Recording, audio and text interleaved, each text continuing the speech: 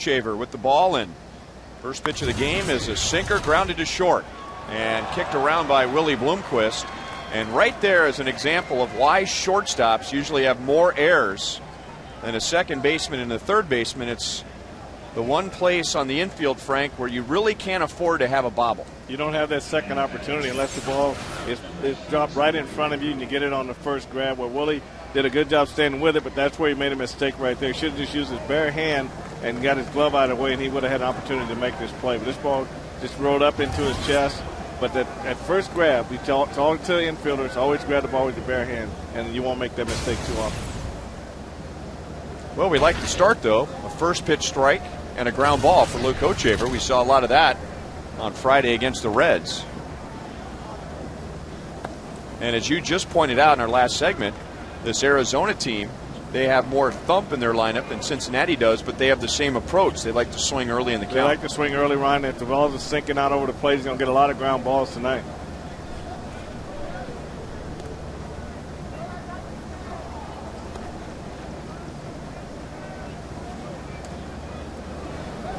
Now Stephen Drew, who had a 3-run triple last night. Only 2 hits so far in the series. And that sinker is just a little bit down and away. Dale Scott, the crew chief, is the home plate umpire tonight.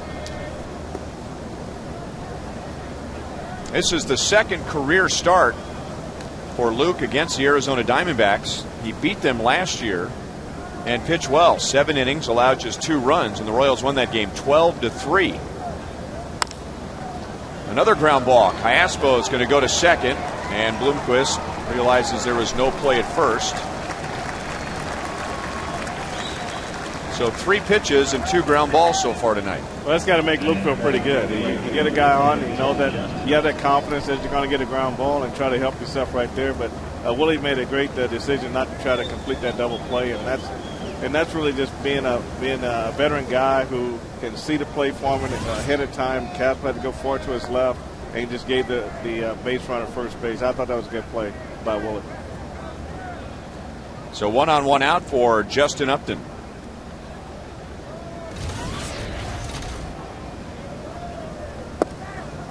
And a sinker for strike 1. Upton 3 hits, an RBI in the series. He was the guest of Joel Goldberg, Boulevard Royals Live last night after the Diamondbacks beat the Royals 12-5. And he drives that one into right center field. And that's going to roll all the way to the wall. Stephen Drew is going to be waved home. And the throw comes in short to Alberto Callaspo. So no chance for a throw to the plate. And the Diamondbacks, 3 batters into it tonight, have scored as many runs as the Reds did in 9 innings on Friday. Tonight's game is brought to you in high definition by Time Warner Cable, where HD is free with digital cable. Now let's take a look at the Kia scouting report on Luke Kochaver. Well, the one thing that Luke started off well tonight was ground balls. 66% of his balls put in play are ground balls, and that's an advantage to Luke going into any game as a sinker ball. Mark Reynolds at the plate. There's the first breaking ball tonight. And we don't have an actual breakdown of all those ground balls. The 66% is from all of Luke's 5 starts. I imagine his last 2 or 3 starts, it's been much higher than 66%. Well, you go back to the last start, it definitely was. So 96%. Fouled back into the screen. Mark Reynolds struck out his first 3 at-bats against Zach Greinke last night, then hit a 2-run home run. And with Upton at second, Reynolds at the plate, would remind you that when they're on, they're tough to beat. 6 for 15 combined last night with 6 RBIs. The 4 games prior to that against the Royals, 4 out of 44, and the Royals won 3 of those 4 games.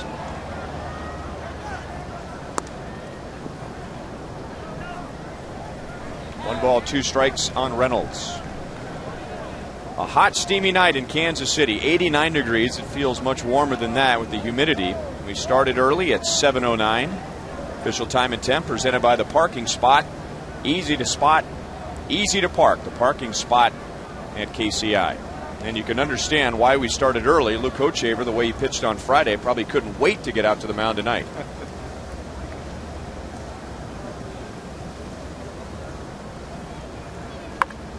Off the end of the bat, under Luke's glove, and off of Cayaspo's fingertips. The Royals, who committed 3 errors last night, have committed 2 in the first inning tonight. That error is charged to Cayaspo. So first and third and 1 out. You know, this play right here, the ball's rolling way too fast to try to do it barehanded. I mean, he should have came in and sit down on that ball and try to use his glove. And I know a lot of times it's an easy way to do it, but you know, Luke had a good shot at it right here. But Casper should just sit down like a second baseman, like an infielder, and use his glove, and at least he would have stopped the ball, caught the ball. You may not have got him at first, but it's just the proper way to make that play. And now this is where you hope the Hochaver sinker turns into a ground ball and a double play and limits the damage in this inning. He's 0-1 on Gerardo Parra. Yeah, a lot of times, Ryan, when you got a runner on second base and you got a ground ball like that, and you see a lot of infielders come in and try to barehand that ball, the worst thing you can do is not stop the ball, because the ball, like that ball with Casper, if he doesn't get it enough, it'll roll out to the edge of the grass to run score, and at least by catching his glove, at least you keep things where they are, first and third. So whether you make the play or not, keep the ball in front of you. You got to keep the ball in front of you. You see a lot of guys trying to make that play, and the ball goes 5-6 feet behind them, and the run usually ends up scoring. They stop by Pena. 1-2 on Parra.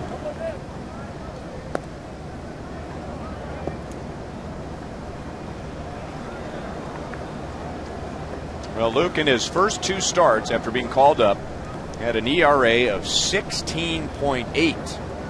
But now in his last 3 starts, 2.8. Ball third strike. Parra knew it. So Luke gets the strikeout. 2 down in the first inning.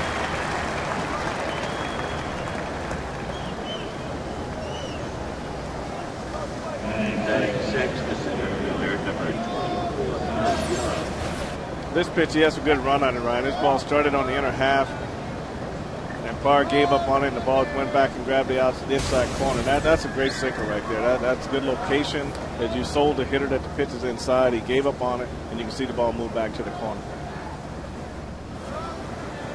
And the batter is Chris Young, who had an interesting night last night. Came to the plate 6 times, but only had, or check that, 5 times, but only had 2 plate appearances. It's because he walked 3 times, scored 4 times.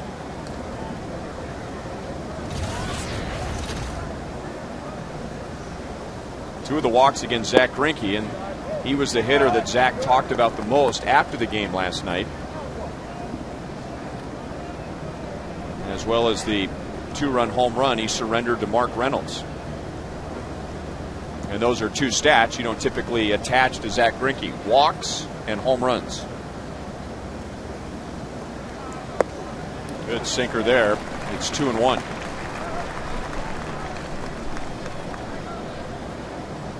One thing about pitchers, they have long memories, and when Zach can go back and replay a particular at bat, a particular series of pitches, that shows that he was focused in the game, and he knew who had a chance to beat him and who didn't. Pounded over third and just foul. That pitch right there, Ryan. Pena wanted that ball on the outside corner, and Luke left the ball in the middle of the plate. And if you don't hit location, you're gonna get hit. And you go back to Upton. He wanted the ball inside, left that over the plate, and he got a double right center field.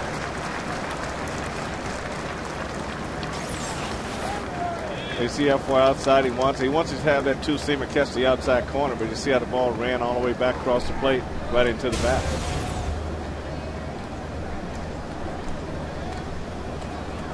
How about that cool little toy we have? 3 balls, 2 strikes. Pitch Tracks uses 3 different cameras to come up with that box and the accuracy is about an inch. So that's about a third of the size of a baseball.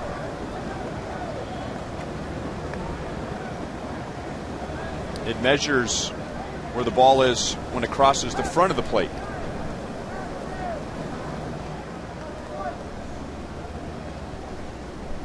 Reynolds is running, and it's ball 4. Now Upton coming to the plate, and the Royals should have an easy out, and they do. So it didn't roll that far away from Brian Pena. Hochevar quick off the mound. So a double, 2 errors in the first inning, but Arizona only gets 1.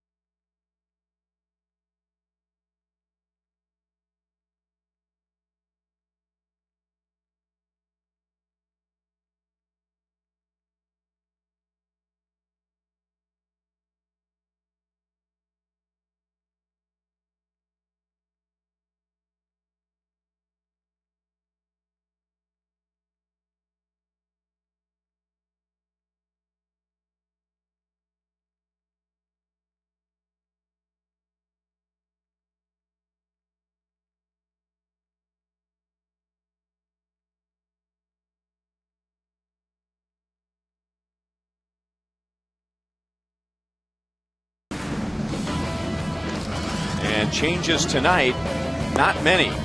Though Martian moves to the number 7 position. Brian Pena will catch tonight.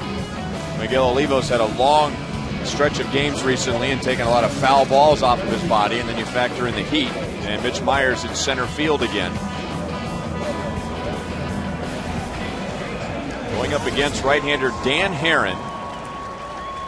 That ERA 2.20, second best in the American League. 13 walks, fewest among starters in the National League. Those strikeouts, the 6th most, and he has the lowest opponent's batting average. The National League is hitting 188 against Dan Herron. Go get him, boys. He's got great stuff, Ryan. I mean, he pitches down, he pitches both sides of the plate. You know, that splitter is his out pitch, and a lot of times hitters know that, so they want to jump on the first pitch fastball early in the count. But when he sees that, then he'll go to a slower curveball, like a get-me-over curveball, and that way he's got 1 strike, and hitters don't have a lot of places to run after that. 3-0 on to Jesus. David lost an 8-game hitting streak last night. Base hit on Tuesday, 1 for 8 in the series with a walk. Batting at .236. 3-1. 3 Royals lost significant hitting streaks last night. Alberto Callaspo had a 9-gamer. Mark Teahan had an 8-gamer. 3-2 on David.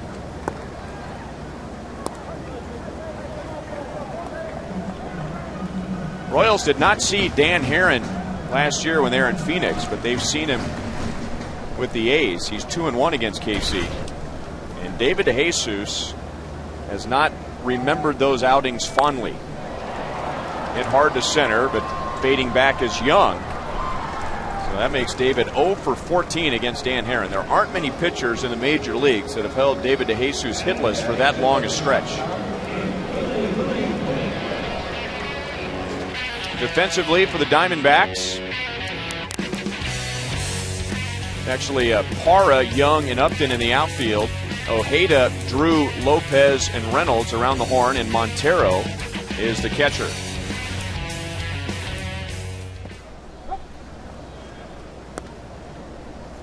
Oh, 0-1 on Bloomquist. He has a 5-game hitting streak.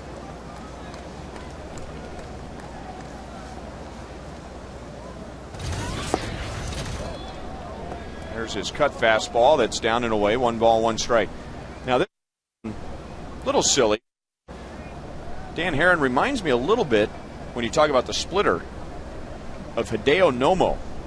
Now Hideo Nomo had very odd pitching motion with putting his arms above his head and all that, but you're talking about a couple of guys who have very slow, deliberate pitching motions, and then the fastball just appears to explode out of their hand, which I think gives the splitter more effect. And that's the way Hideo Nomo was. He had that great splitter in a very slow pitching motion. The slow motion and the deception is what makes that pitch work, because they're coming out of the same arm slot as your fastball, and you're throwing 91, 92, but it almost looks 94 with your fastball with the deception, and then you come back with a great pitch like that. That's what makes him tough right there, Ryan. You described it to a T. I mean, when you see where this ball starts and where it stops, it just really just went in there and just dropped about 2 or 3 inches. And that's a hard splitter. That was 86. Herron at times will get his splitter up 88, 89 miles an hour. So that much break at that high velocity. 0-1 to Butler. 3 hits, 2 runs scored, and RBI so far against Arizona. Fastball at 93, and it's 0-2. Well, you just see how he ran that fastball in on Billy, like a 2-seamer, just really just started to just climb in on his hands, and then he always starts with that split finger grip, so that kind of keeps his fingers there, and then he changes in the middle of his glove. Billy just got the top of that splitter.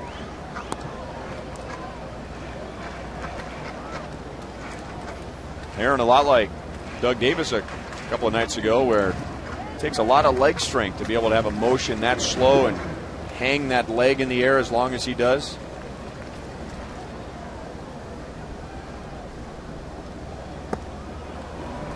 Strikes out 2 at that splitter in the first inning. Royals down in order.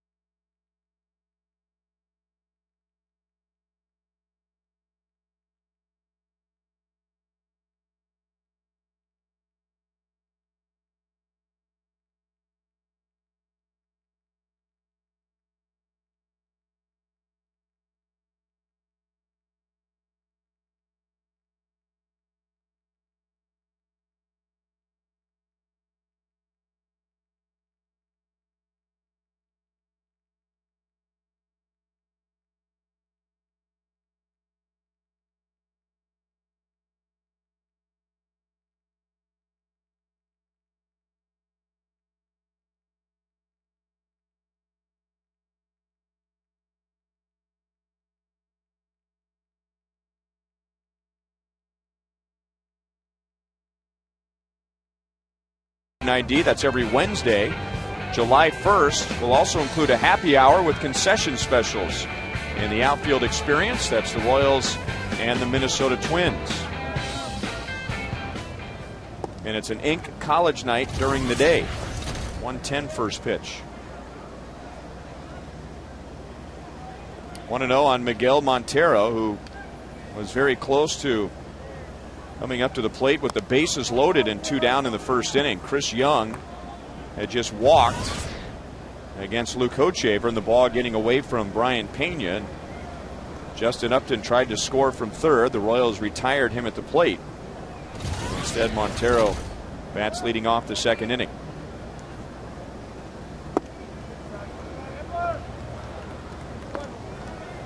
Two and one.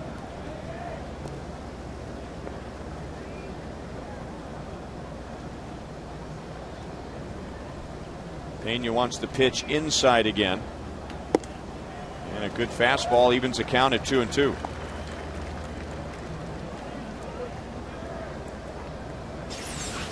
I always say if pitchers threw the ball where they wanted to throw the ball, they have a lot more success. And hitters, all the hitters do is wait for the pitchers to make mistakes in location, and that's when they feast on pitching. Now it's kind of interesting watching Pena when he sets up inside. His glove still has a pretty good chunk of home plate as opposed to Miguel Olivo. When he sets up inside, I mean, he's way inside. Well, I think what Brian is trying to do is on that ball inside, he wants it to be a strike, but he wants Luke to start it in far enough to sell it as a ball and have it come back and catch the inside corner. I think when Miguel gets way in there, he wants it way in there. Once you put that right foot behind the hitter, then you want that ball inside. To left for De Jesus, and 1 down in the second inning.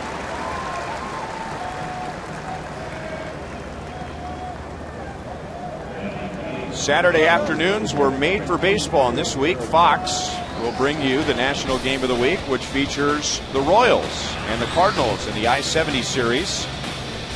That's 3 p.m. Central here on Fox, the middle game of the 3-game set.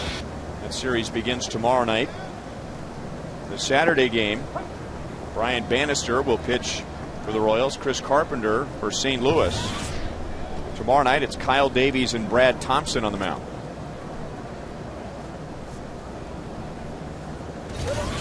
Eric Burns 1 for 3 on Tuesday night. Didn't play last night.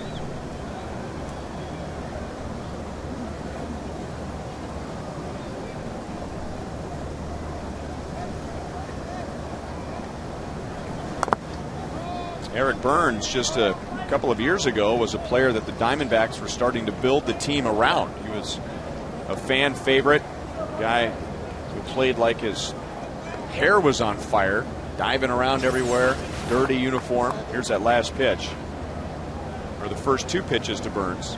Well, you can tell where the pitches are wanted, and he's able to get him in there. And when you get him in there, you got a chance on that ball going in. He's going to hit a foul ball. The ball's going to be in on his hands.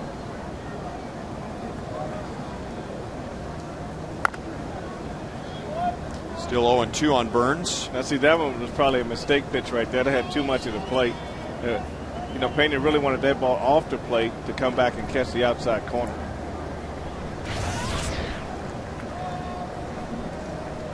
Most of those numbers for Burns when he was playing with the A's. 2 years ago, he had not only 20 home runs, he had 50 stolen bases. Reaching and drives it to left. And David is there again, 2 down in the second inning.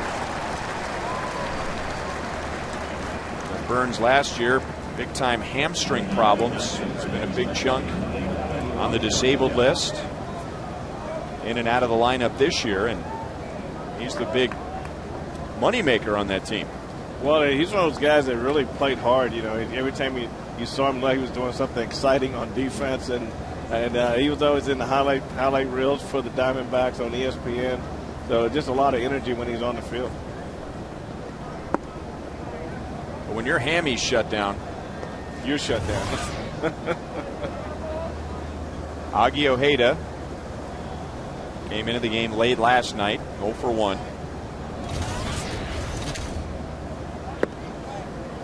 Two and 0 from Hochevar.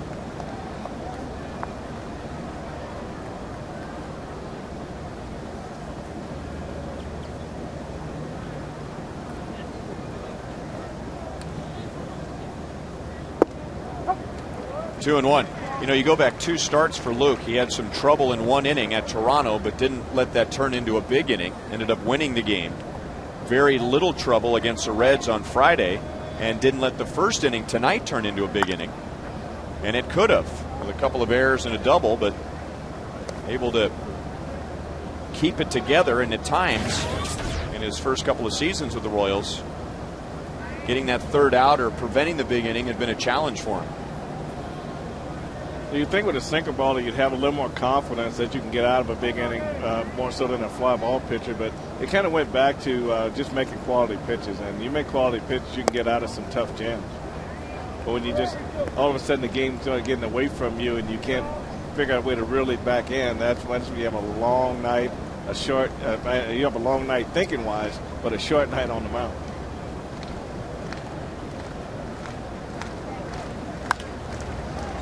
Again to left field. So the Jesus busy here in the second inning, handles all 3 fly balls, and Hochevar pitches a perfect second.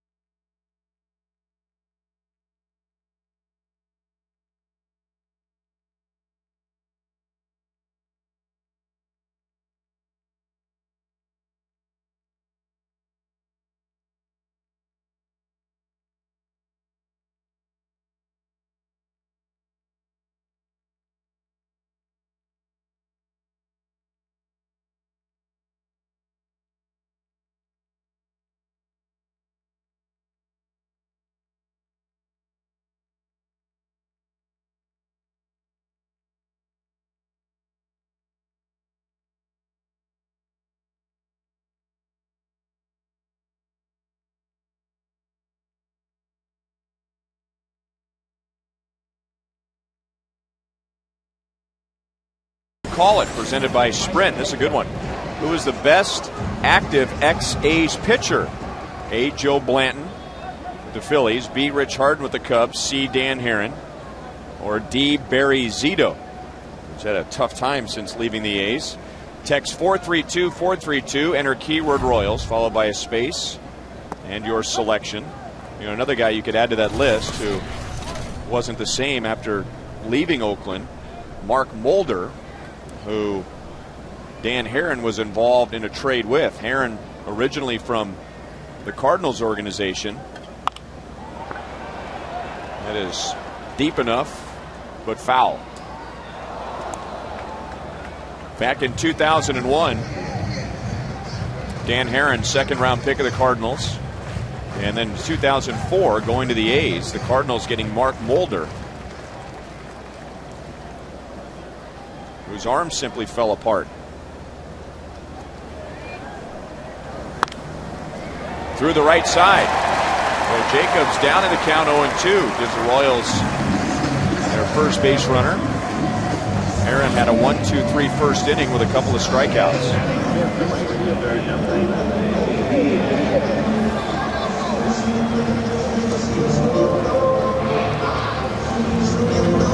The one thing about Mike Jacobs, Ryan, is that when you play in a National League team, it seems like they all want to try to pitch him inside, and American League teams are trying to pitch him more away.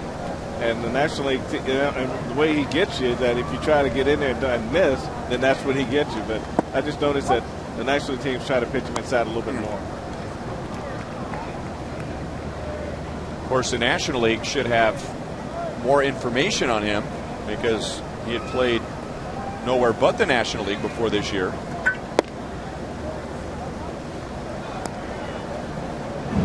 Jose Guillen with 3 hits, 3 RBIs last night. Gives him 30 runs driven in this season. 2 balls, 1 strike. Ian is tied with Billy Butler for the team lead in RBIs. Well, this is one guy that Jose Guillen really doesn't look forward to seeing either, Ryan. That 2 for 16 going into this game. So he says, well, I got to really concentrate and try to get this ball in the air.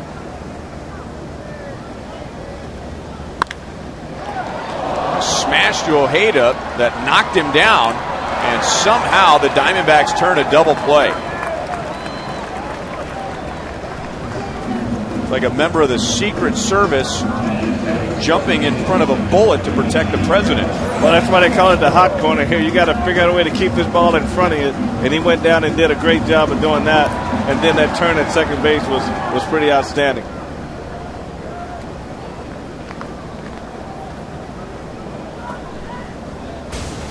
I mean, just to have a presence to get up and make a good strike throw to second base and give your second baseman a chance to make that turn, that was pretty nice. But you didn't see him getting on the side of that ball. He really attacked that ball. He went down on both knees, and he was going to block that ball. If nothing else was going to happen, he was going to block that ball. Well, that's what you're talking about when Callaspo committed his error when he tried to barehand it, that whether you make the play or not, keep the ball in front of you. And on the corners at second base, that's all you want to do is keep the ball in front of you. You have a second shot when you do that.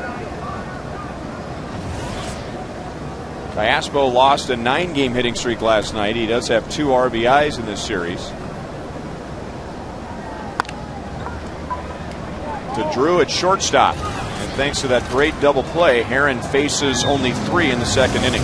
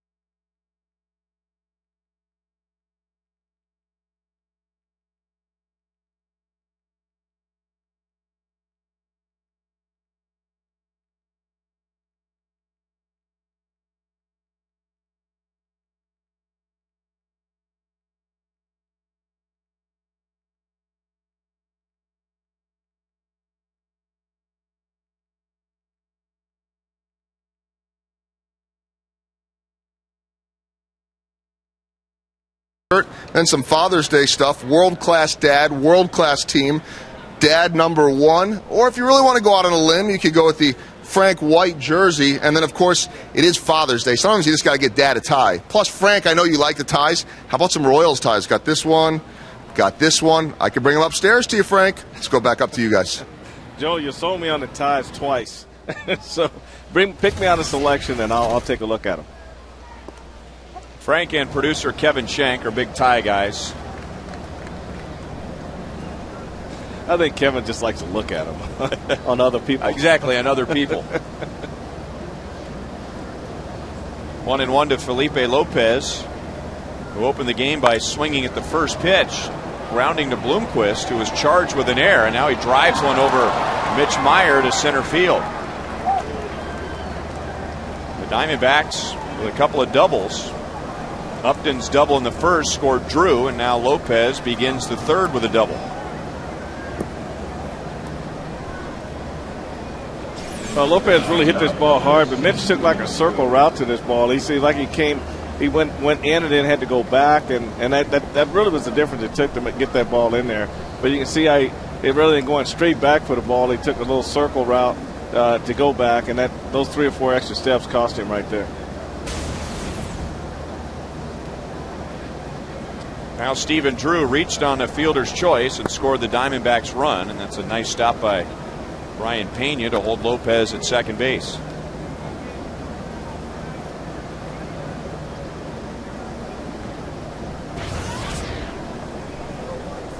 Royals committing 2 errors in the first inning. Bloomquist and Callaspo. There was also a double in there, but Hochevar allowing just 1 run. Drew trying to get something over the right side. The first base coach Lorenzo Bundy. Royals with a tough night last night on defense and committing 3 errors. Been a tougher season so far on defense for the Royals this year than last year. Last night was the 4th time already the Royals have had 3 or more errors in a game. Last year they didn't do that until the 4th of July, their 87th game. And now Lopez is at third base.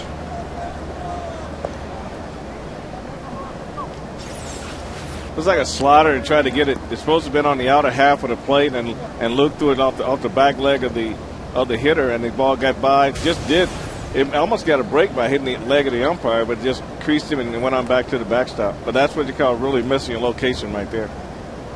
Wild pitch charged to Hochevar, and now the Diamondbacks lead 2-0.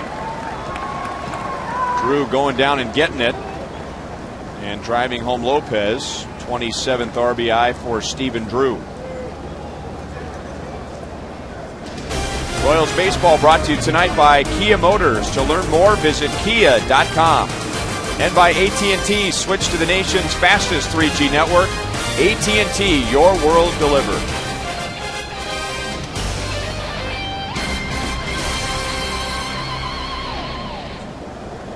So 2-0 Arizona, and Drew at first, nobody out. Justin Upton, who doubled into right center field in the first inning, and then may have given the Royals a break when he tried to score on ball 4 to Chris Young, and a ball that got away from Pena but not far enough, and Pena underhanding to Hochevar, who tagged Upton at the plate, and that eliminated the possibility of a bases loaded for Miguel Montero. 1 ball, 1 strike.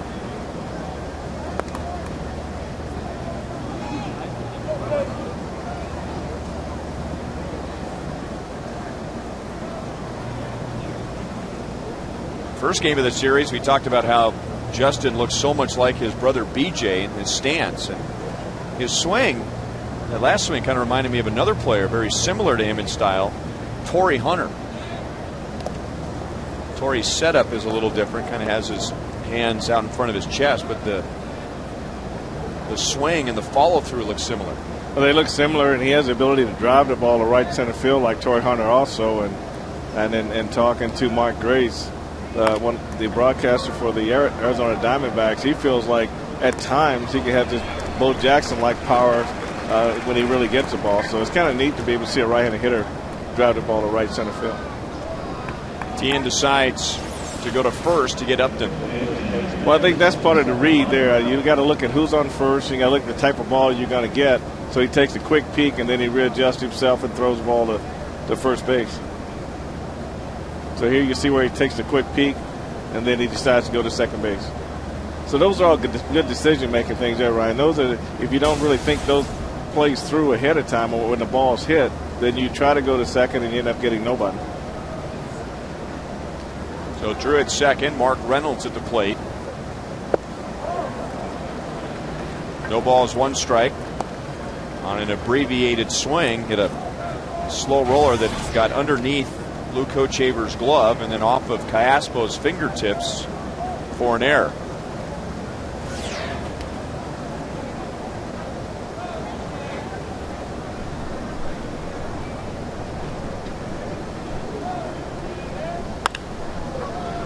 Runner trying to go to third, and the Royals were all over it, but a poor throw by Bloomquist draws Tien off the bag.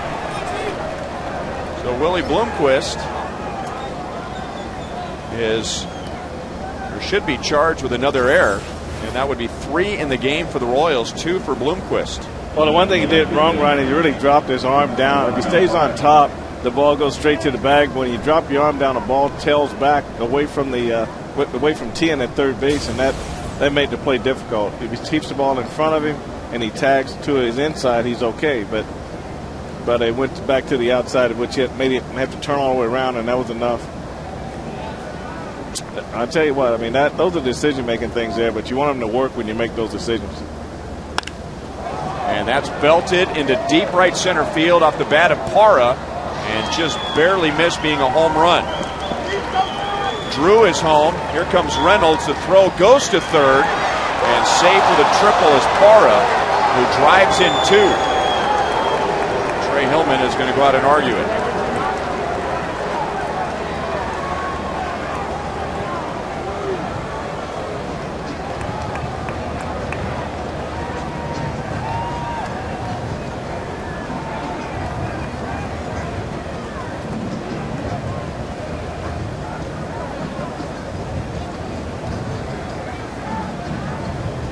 Ron Kolpa is the umpire at third base.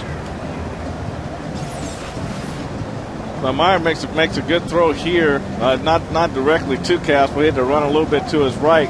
But right here, when Martin gets his ball right here and you got a runner going in head first, then I'm going to get down in the dirt with him. I'm going to try to make this play look as good as I can. But when you left like you're reaching to make this play, it's going to be a tougher play for the umpire to call a base runner out. Yeah, sometimes you just got to get down and dirty with him. You got to really sell the play, and a lot of times by your force of you going head first with him, I can actually sort of ride him right off the base at the same time.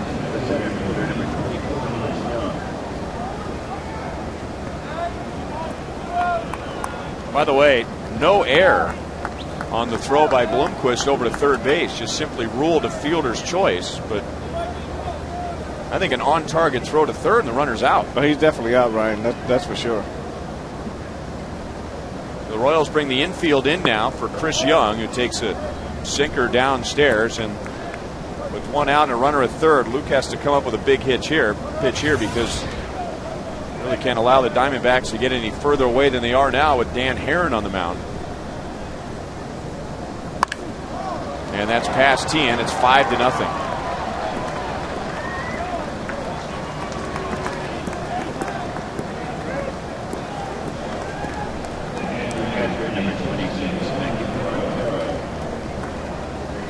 Chris Young drives in his 18th of the year.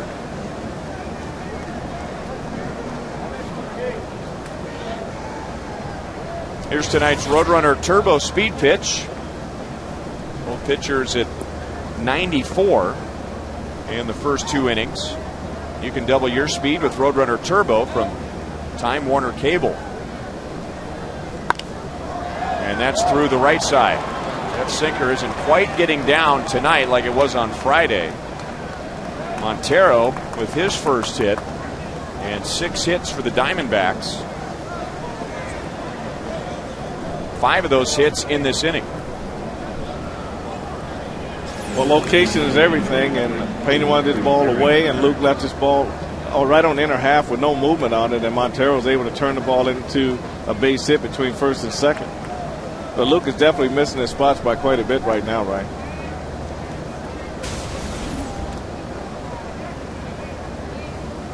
Ryan Pena standing out in front of home plate and giving signs to the infield. And if the runners take off, Ryan wants the infielders to know where he will throw. So first and second, only 1 out. Eric Burns applied to left his first time up.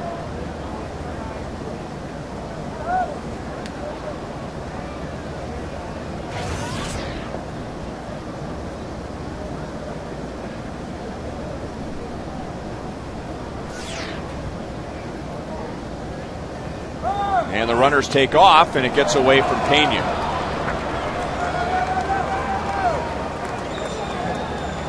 So stolen bases for Chris Young, his 11th, and Miguel Montero, his first.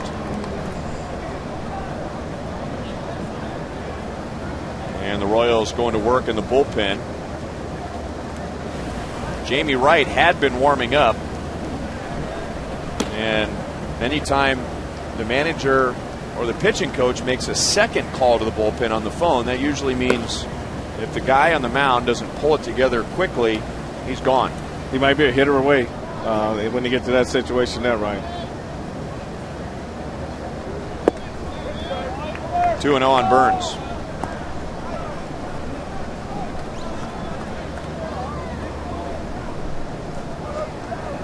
Well, if Jamie Wright does come in, they'll be getting a fresh arm. It's been 9 days since he's pitched. A lot of that has to do with how well the starters have been pitching deep into the games lately. 3-0.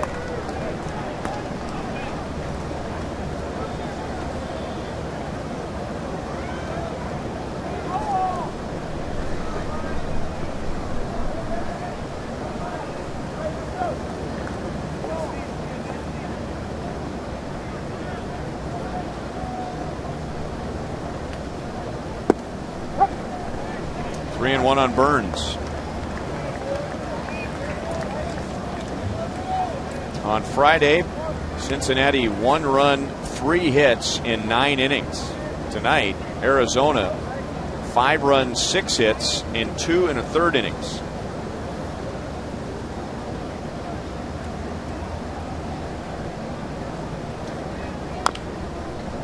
Three and 2.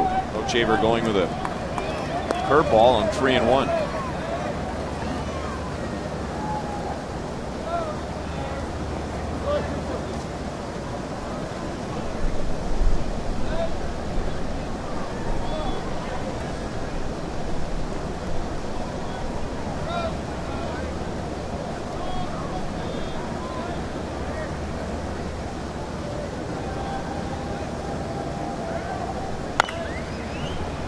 Still 3-2.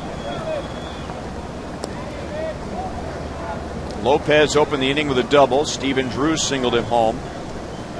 Upton grounded out, and then the play that really got this inning going, a ground ball from Mark Reynolds to short. The Royals appeared to have Stephen Drew caught going from second to third, but Bloomquist's throw was offline. Drew reaching third, no air charge on the play.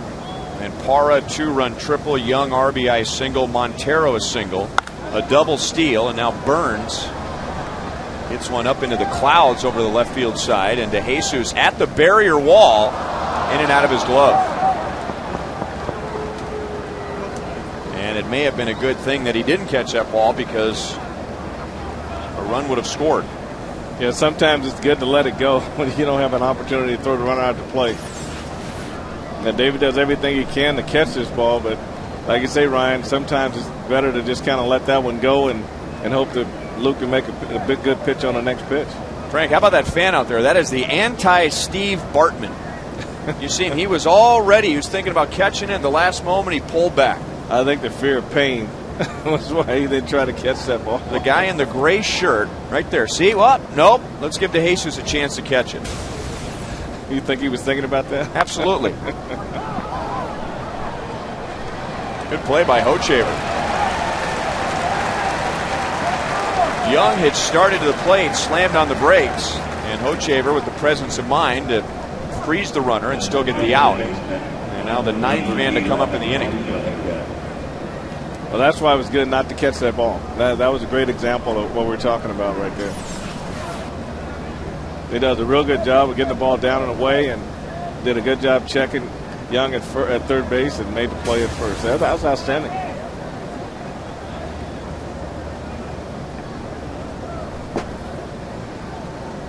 And now Augie Ojeda, 0 for 1. 9th man to come up in the inning.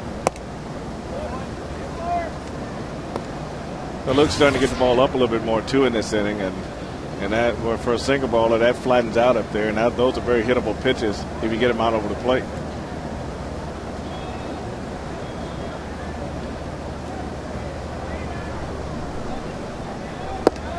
That had some good movement to it. 1 ball, 1 strike. Ojeda's made the defensive play of the game so far. Royals in the bottom of the second got a base hit from Mike Jacobs, and Jose Guillen smoked one towards third, and Ojeda, sacrificing his body, caught it and began a double play. Butler with a nice backhand to Hochevar, and the inning is over. But Arizona scores 4 and they bat around.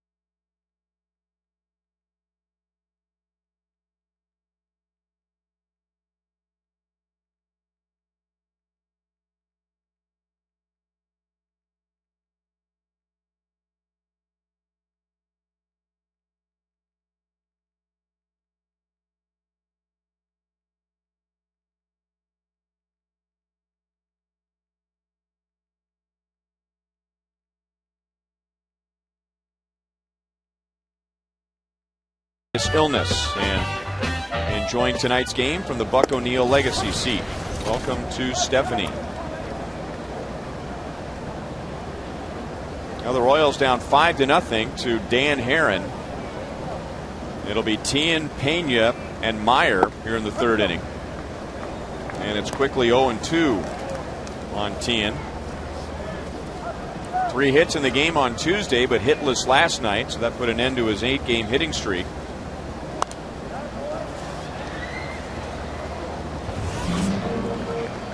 Mark at 289 coming in tonight.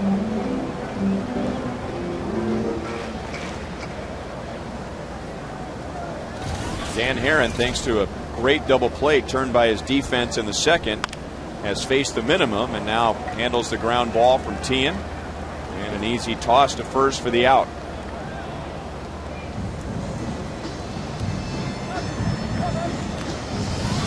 Dan Herron last time out Friday against Houston, beat the Astros 8-1, complete game, 2 hits, one of them a solo home run from Carlos Lee, and he has not lost a start in over a month.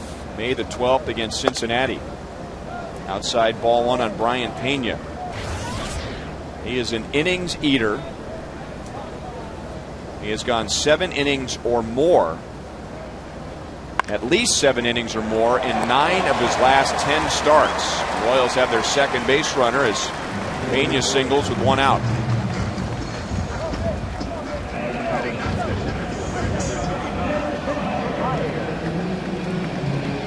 The Royals with 2 singles so far against Herron. Jacobs in the second and now Pena in the third. And Mitch Meyer, who had a 3-hit game last night. Yeah, Brian picked on a curveball and pulled it in the hole, and when it illustrates, no matter how well you're throwing, you hang a curveball and it's got a chance to become a base hit somewhere. How about that pitch over the inside, 0-1.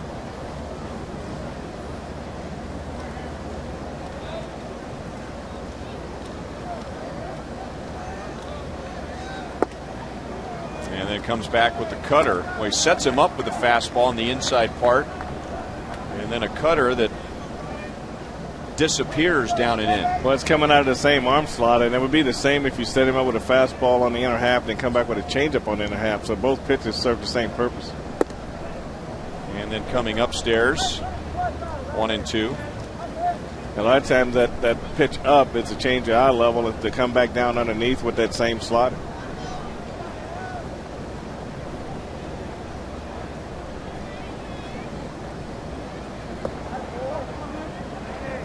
That splitter is in the dirt.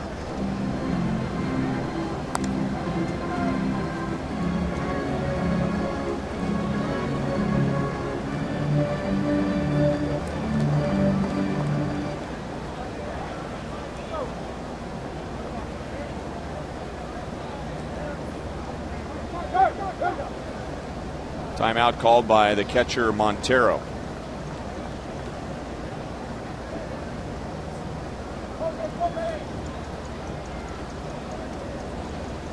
I get a kick out of home plate umpires when timeout is kind of called at the last second, that they will point out who called timeout. Wasn't me, man, it was him. Loop perfectly up the line. That'll allow Pena to go first to third and Meyer into second with a double.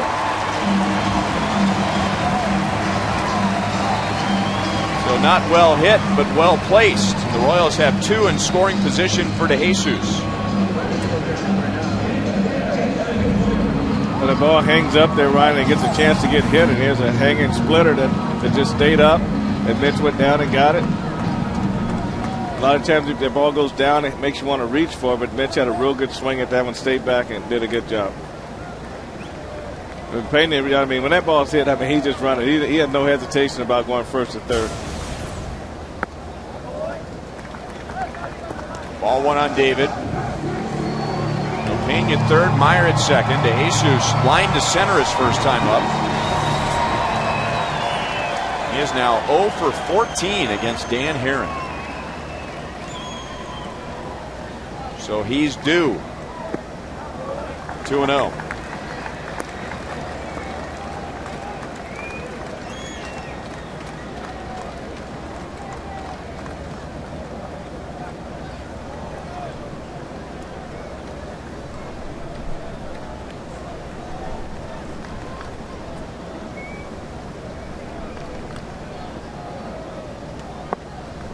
And he had fallen behind DeJesus 3-0 in the first inning.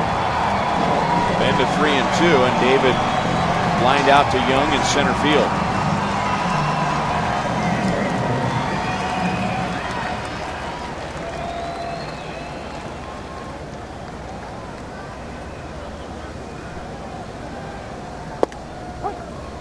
Got the call in the corner, 3-1. Now this next pitch, Ryan, is David's pitch. He's got to make sure that he gets the ball where he wants it. And we know he likes the ball middle, maybe down a little bit. That's the ball he can really turn on. So he's got to center his pitch on this pitch. And lines it fair, past third, past the ball boy. 2 runs are home, and DeJesus has a double. It's 5-2.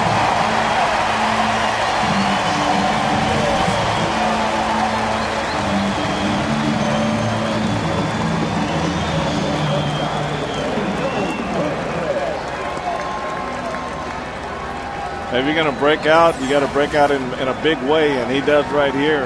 And that's that split finger that hangs up there, and he really does a good job of going with it and kept it right inside the bag. You know, I don't know if he was actually trying to hit the ball that way. His body says he wasn't, but his hand stayed back, and he hit the ball that way.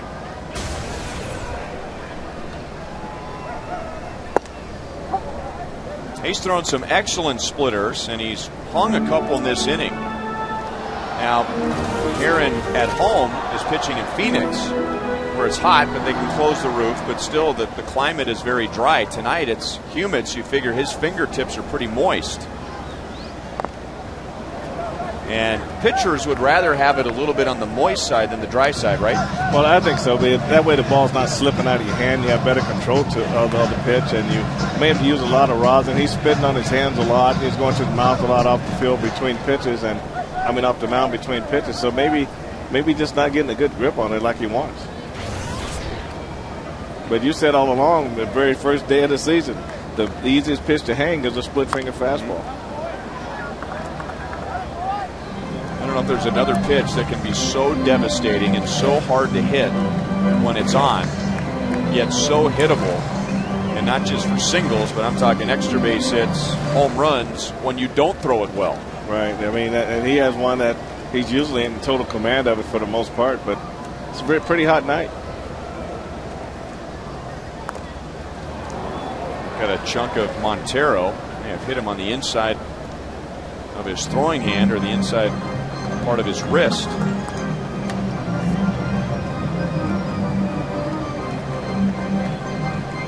Now that pitch for some reason made Montero kind of stand up a little bit and really expose his hands and other parts of his pitch. But normally they stay down through the pitch, but he for some reason raised up. Ooh, yeah, right off the wrist bone. I mean, you see the pitch going down, but for some reason he came up with it. I don't know if he expected this ball to hit the dirt or what.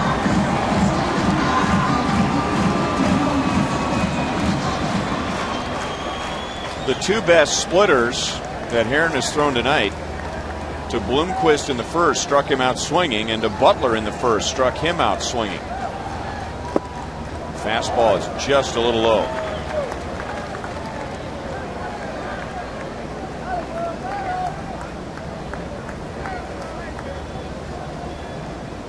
With one out, Pena singled, Meyer doubled, DeJesus doubled to score Pena and Meyer. Montero keeps that one down by his feet, and it's 2-2.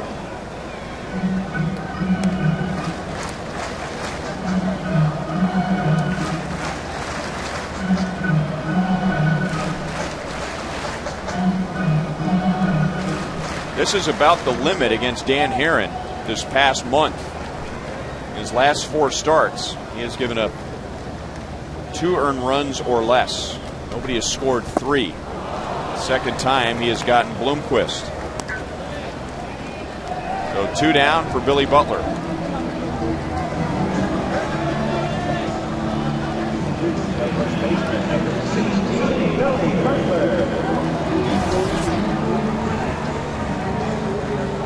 Billy struck out on the splitter in the first inning.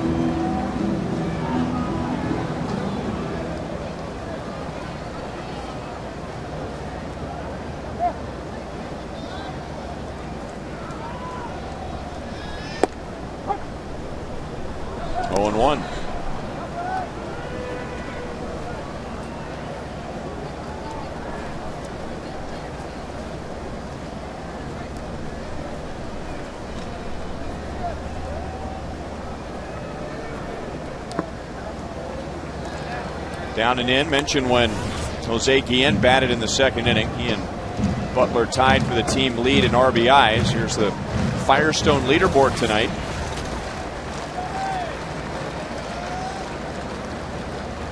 Remember, Guillen missed over a couple of weeks when he was on the disabled list early in the season. 1 ball, 2 strikes. You can't tell. Is that a splitter or is that a cutter? It's kind of got. Well, he will cut the ball, but he's right in the middle. I know that a lot of the velocities are pretty close, but I would say it's more of a cutter right there. And according to Pitch Tracker, it was a little off the mark there. Strikes out Butler again. The Royals get 2 to get back into the game. DeJesus with a 2-run double.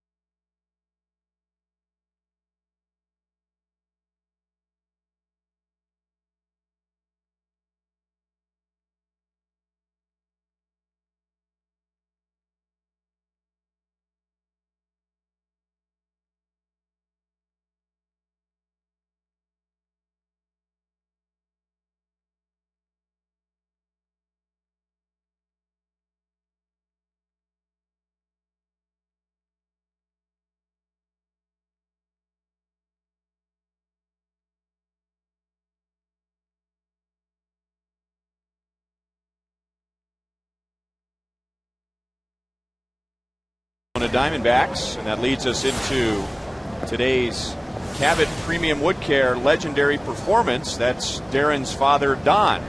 And on this date in 1986, he won his 300th career game.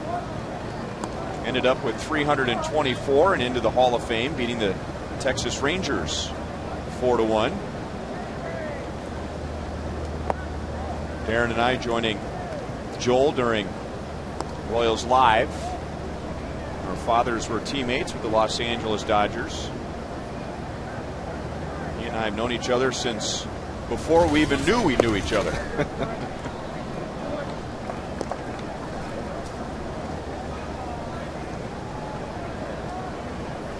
Felipe Lopez has reached with an error, doubled and scored tonight. His double got the Diamondbacks going in a 4-run third inning.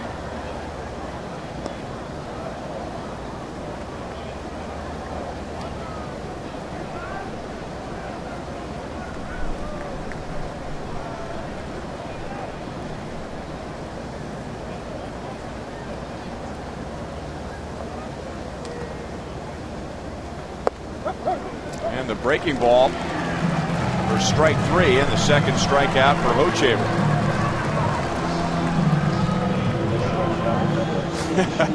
There's going back. There's Darren on the right, his dad in the middle, obviously. And I haven't grown much more hair, and my forehead hasn't gotten any smaller. That was a father-son game at Dodger Stadium.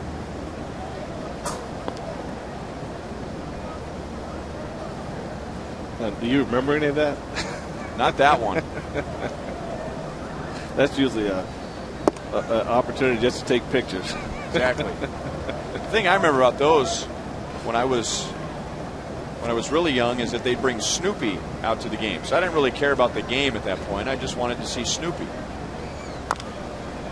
And then, you know, as you get a little bit older, then, you know, it's all about the wristbands, you know, and you got to have your stirrups and your pants the right way because you realize, you know, you're playing in front of a big crowd. There's a couple of games that would actually draw big crowds at Dodger Stadium, the father-son game, and then they had the Hollywood All-Stars game. The local media would play the Hollywood All-Stars.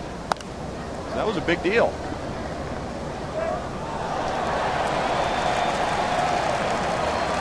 It's kind of interesting how they all started. We had them here too with the Royals, and you start by picking them up and run them around the base yourself, and before you know it, they're outrunning you around the base.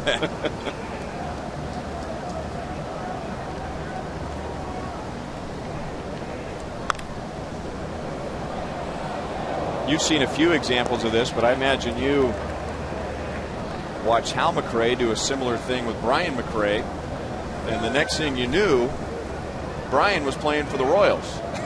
That little kid in the father-son game is a Royal now. That is always unbelievable. To watch it unfold before your eyes, it really is. You know, just to watch it when he played football at Blue Springs High School, you knew he was going to be a really good athlete.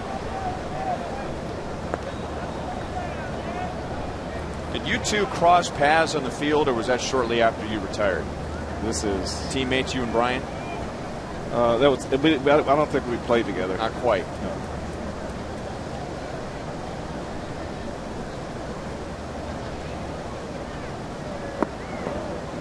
Three balls, 2 strikes on Stephen Drew. He has scored 2 runs and driven in a run.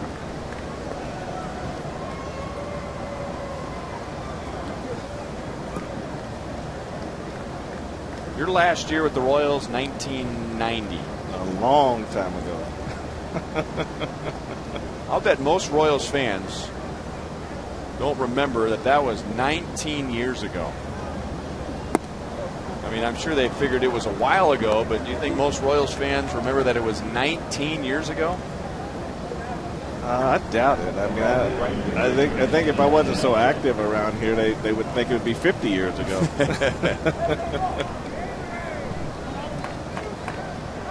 So Luke with a strikeout and a walk in the 4th inning, and brings up Justin Upton, double to right center in the 1st inning, driving in the 1st run.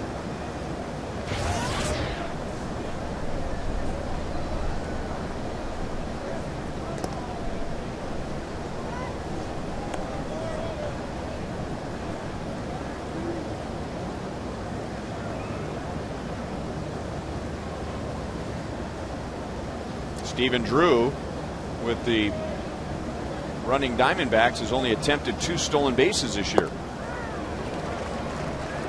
No balls, 1 strike.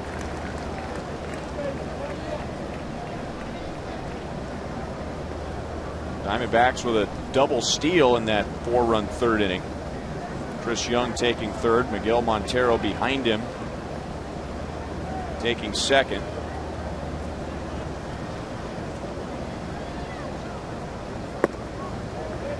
One and one. Well, Luke getting a little better sink on his fastball in this inning. In the first, only made 1 mistake up, and that was to Upton.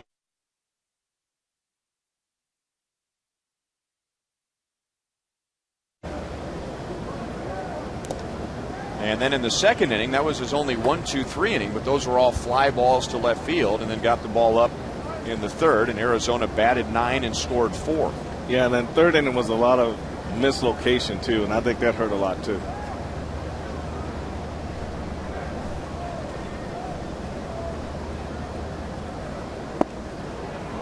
Ooh, just missed. Good looking slider. It's 2-1.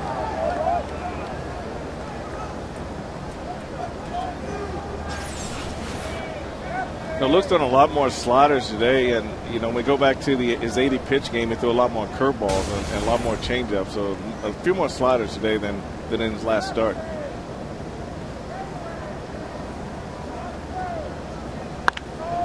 And lined over Tien. DeJesus cuts it off deep. Drew will try to advance to 3rd, and into 2nd is Upton. So David did a good job of cutting that ball off, but maybe slight indecision, not knowing whether he should throw to 3rd or to 2nd. And now 2 runners in scoring position.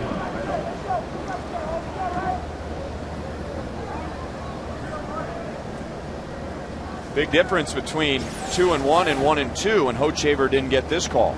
Well, then that was right at the bottom of the strike zone, and that could have easily been a strike right there. But here, the ball rides right back out over the plate, and Upton really turns on it and hits the ball down the left field line. David does a good job going over here to cut it off, but it looked like he wanted to go to 3rd, but it didn't have a chance there, and then he went to 2nd. But most times you won't have a play at 3rd on that play, so you should come up looking to throw to 2nd base.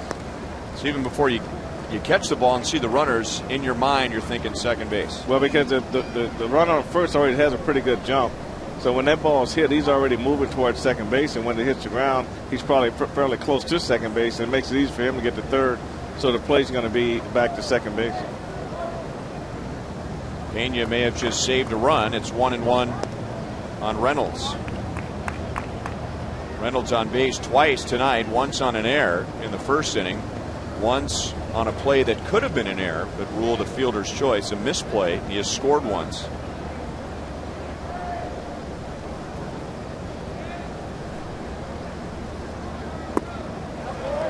Good breaking ball there. It's 1-2. And just to put things into perspective, as we look at tonight's James B. Nutter pitch count, Luke Hochevar has thrown 2 more pitches in 3 1/3 innings tonight than he did in 9 innings on Friday. Really not a terrible strike to ball ratio there. I mean, best case scenario, you'd like to see 2-1, but he's not far behind that. Just some of those strikes getting too much of the plate.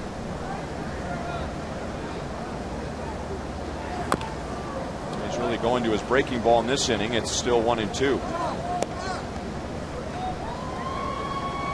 Luke will throw a lot of curveballs as well, and at times he can be the rare breed of a sinker curveball pitcher, not a typical sinker slider. Maybe the most famous sinker curveball guy of recent time is the late Darryl Kyle. A good sinking fastball and a great curveball. The pitcher that Luke Hochevar likes to watch the most is Jake Peavy of the San Diego Padres. They have the same type of pitches, and that's the guy that Hochevar likes to follow, and how he uses his pitches, how he attacks the hitters. There's a sinker for a strikeout, and a big one with runners at 2nd and 3rd and 1 out. Let's take a look at tonight's Arby's pitch by pitch. Here are the hits given up in the 3rd inning. Well, you go back to the 3rd inning, Ryan. You look where Brian Pena wants the pitches, and you watch where Luke Hochshaver throws these balls, and really they run him back out over the plate. Here, that ball starts on the outside, runs back to the middle. He wants this one on the outside corner. That one goes back inside. That was a base hit. So really just been a matter of Luke and his location more so than anything else today. And now he needs an out against Gerardo Parra, who had the biggest hit in the 4-run third. The triple right after the Royals failed to get an out at third base on the ground ball from Reynolds. Well, this inning, Ryan's sinker is really working well. I mean, that pitch inside, he sold it. It came back and caught the inside corner. But it's just being able to repeat that and make it a consistent pitch when he wants it to be there. That's been a tough thing tonight. Little high.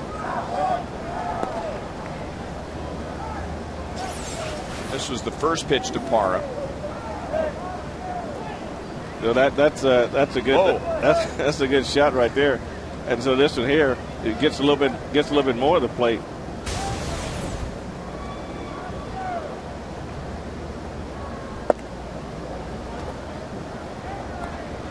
Two and one. You know, I wonder how many umpires actually get behind the plate.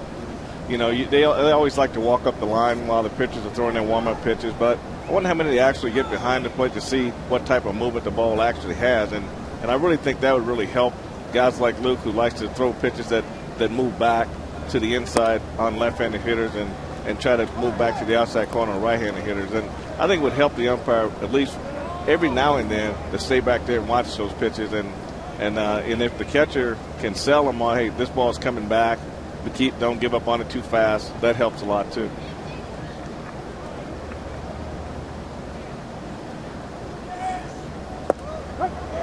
Three balls, two strikes. Well, it makes sense. I mean, if a pitcher at times has enough movement to fool the catcher, fool the hitter, I mean, yeah, it could also fool the umpire. I mean, if I'm an umpire and you got a guy there that has late movement on his pitches, and you want to see what this late movement means, and you want to get back there and look at a few pitches, but if you never go back there to look at it, then you can get fooled sometimes.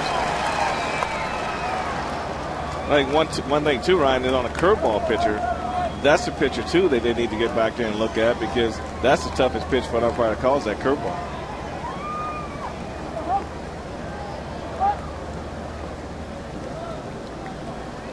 Dale Scott, home plate umpire, the crew chief.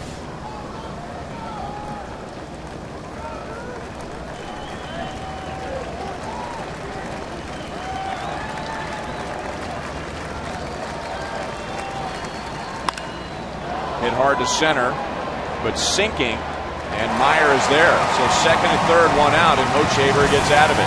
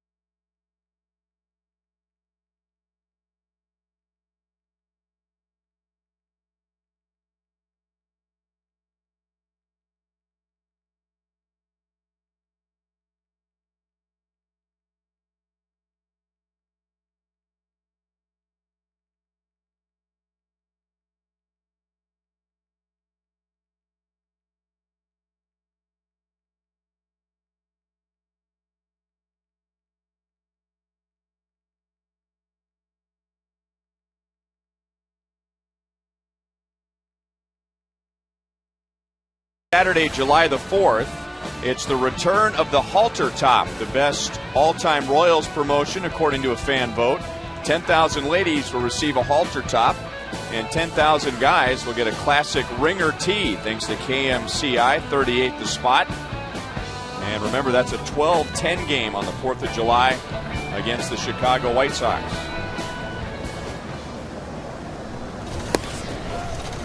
Mike Jacobs leading off the bottom of the 4th, singled in the second inning on an 0-2 pitch, but then was erased when Guillen hit into a double play.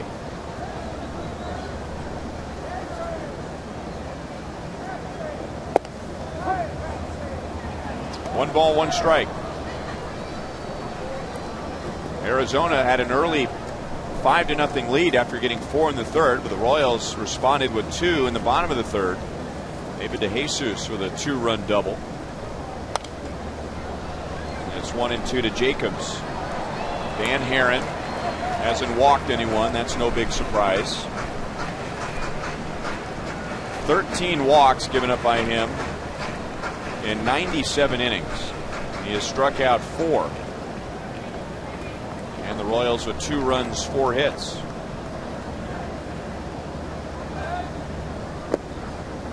Two and two.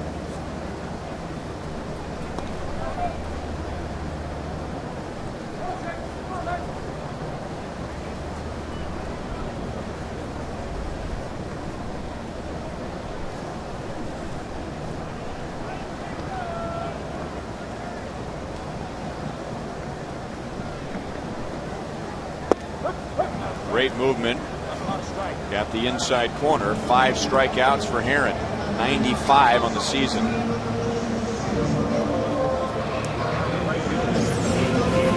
Well, you say National League pitchers like to pitch Mike Jacobs inside, but that's the pitch there. They sell it to the hitter. And anytime the hitter raises his arms or takes his midsection and moves back, then they've sold it as an inside pitch. Then the ball moves back to the inside corner. Guillen swinging at that breaking ball. May have been sitting on a breaking ball, just didn't get the location he wanted. And he hit one right on the nose his first time up, but on one hop to Ojeda, who turned it into a double play. And it's 0-2. You know, Dale Scott, the home plate umpire, has really shown that he'll give you that pitch that's a ball off the plate outside. We kind of talked about that a little bit last night. So if they can exploit that, I think that would be a great thing to go after. You know, we haven't seen much complaining from the hitters. Seen a lot of guys snapping their head back and arguing with Dale Scott. No play for Lopez. That'll be an infield single for Guillen. And that's Mike Jacobs right there. If you want to sum up his character, he strikes out, but he's already on the top step and cheering on his teammate who falls with an infield single. Well, Jose just does a good job just staying on this ball away and just hitting it in a great spot up the middle. I mean, I don't think he would have had an opportunity to make that play had he even caught that ball. You know, Lopez did show good range to get there and stop it, but sometimes it's better just hold on to it. 0-1 on Callaspo, rolled out to short in the second inning.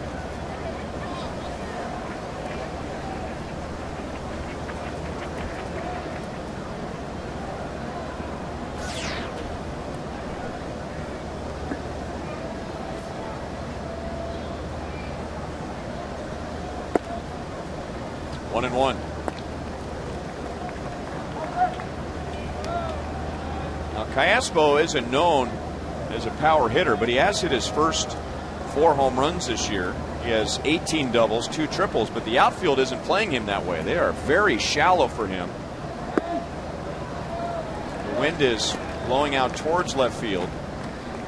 So, well, maybe he is a power hitter. I mean, he's not listed that way, but gosh, he has 24 extra base hits. Which isn't a huge number, but it's also not a small number. Yeah, the teams with speedy outfielders seem to play in. You know, you look at the Indians. Well, playing in there paid off because it allowed Parra to come in and get that blooper for the second out. Yeah, the teams like the Indians, the Blue Jays, the Angels, the Tampa Bay. It seems like all those teams play shallow. They want to take away all those little short balls, and they know the only ones you can hurt them with is the line drives in the alleys or down the line. Anything that hangs up in the air, they seem to be fast enough to run those balls down. I guess the statistics, and there's no shortage of statistics these days, will show that there are more balls that are hit the shallow part of the outfield. Here's another one than there are hit out by the warning track. Royals down in the 4th inning, 5-2 Diamondbacks.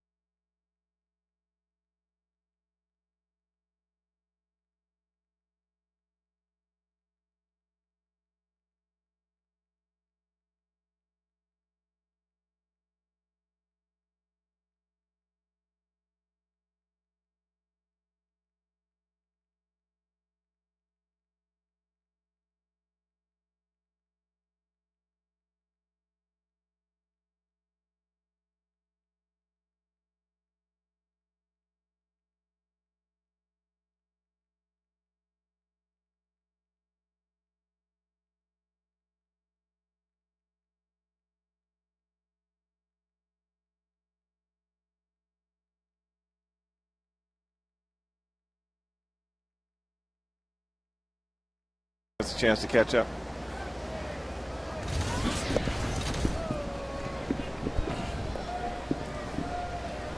So the games, like on Friday when you have your best stuff, it's never easy, but it's easier. And then tonight, when the ball's not quite breaking like it was on Friday, you still have to show the manager that you're going to be able to keep the team in the game, and that's off the wall in left field. Chris Young on base for the 3rd time tonight as an RBI. So 2 pitches into the 5th inning, a runner at second, nobody out. Jamie Wright is going to warm up for the 3rd time tonight.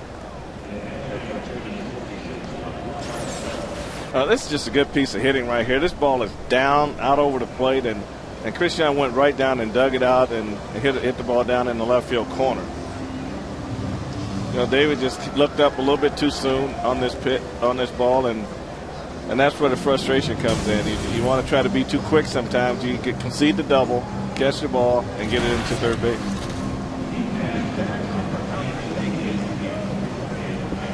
Now Bob McClure out to talk with Hochaver, who is at 93 pitches.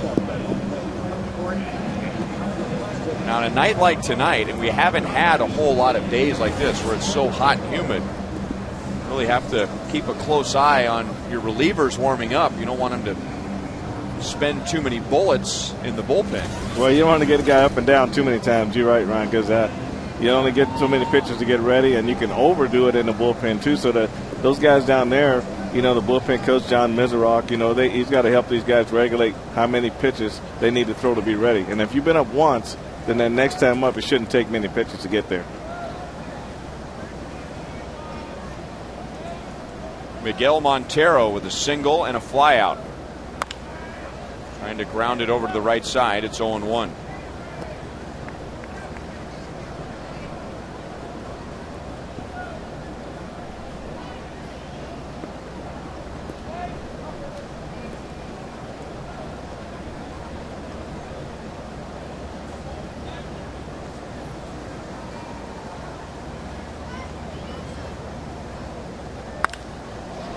line to center and sinking. So Montero gets the job done. Not only does he get Young over to third base, he reaches with a base hit. That's 9 hits for the Diamondbacks in 4+ innings. And Eric Burns coming up. Trey Hillman is coming out of the dugout.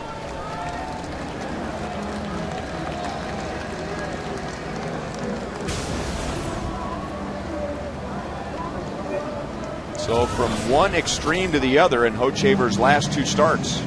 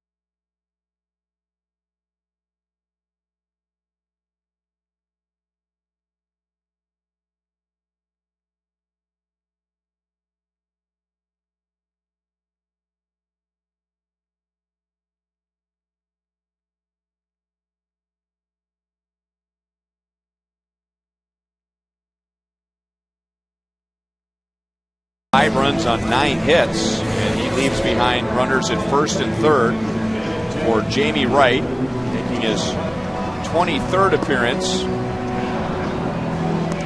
which is second only to Kyle Farnsworth and Juan Cruz, who have pitched 24 times this year.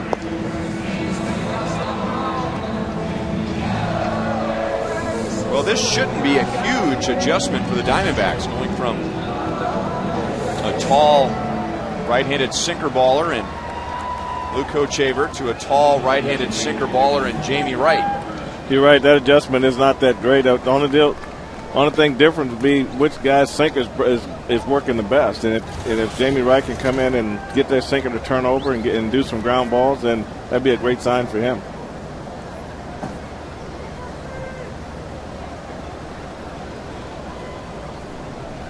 Burns was 0 for 2 against Hochevar and takes inside. I'll be interested to hear what Hochevar has to say when the game is over about what went wrong tonight. More times than not, it's not that he just didn't have it.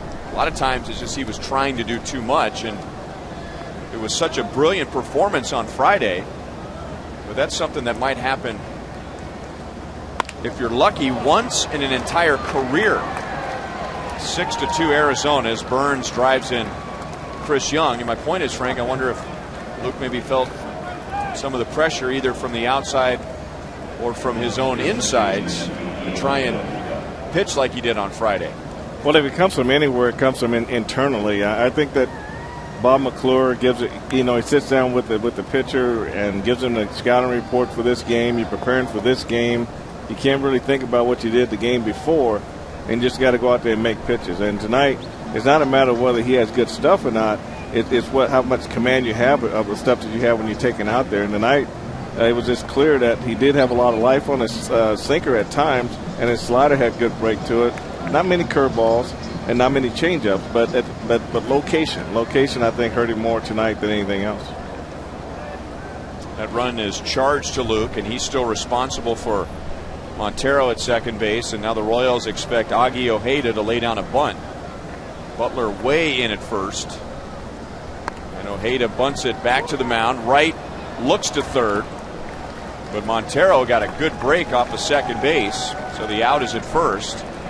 And the sacrifice moves Montero to third base and Burns to second. You know, when a pitcher comes up and fills this bunt like Jamie Wright did here, he's got to, once he turns, he's got to see space in between the runner and third base. If he doesn't feel comfortable throwing this ball, then he's got to make sure he just gets an out. Well, we just had John Buck up here a couple of nights ago talking about, you know, the responsibility of the catcher on a play like that. And as you said, it looked like Jamie was thinking about third, but Brian Pena was pointing towards first, and I assume was also yelling first. Well, a lot of times, you know, you have an opportunity, but he's got to be able to sell it, and like you said, he's already committed to third base, and Pena really makes the big decision right there, which changes his mind from going to third and going back to first base.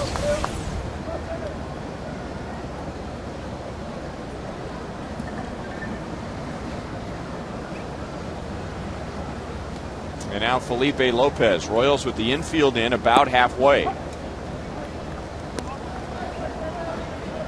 Lopez 1 out of 3 with a double and a run scored. So hoping for a ground ball and either a play at the plate or the runners holding and getting Lopez.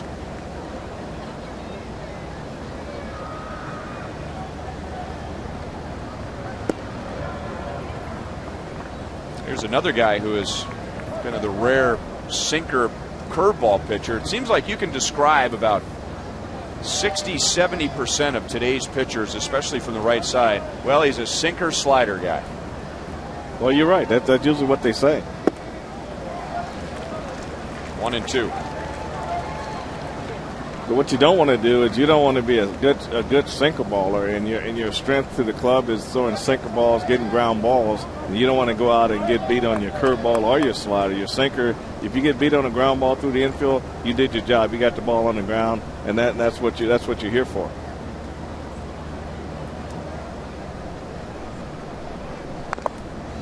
Lopez just getting a piece of it, still 1-2.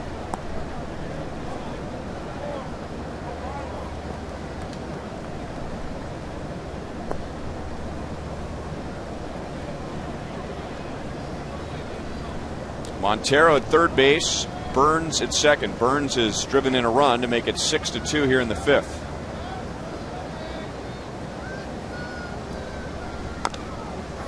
Still 1-2.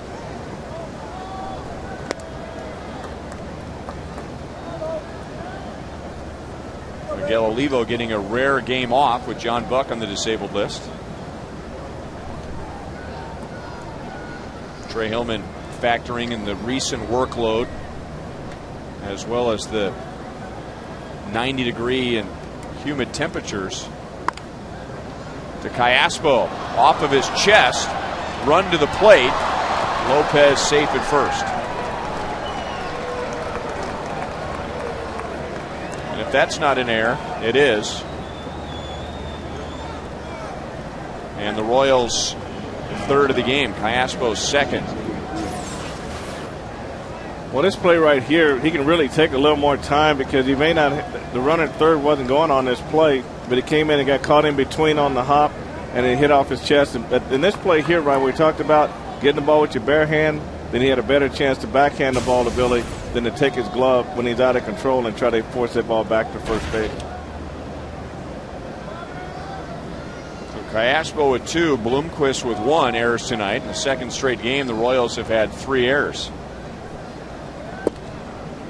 So it's 7-2 with a runner at third and 1 out. Stephen Drew has scored twice and driven in a run.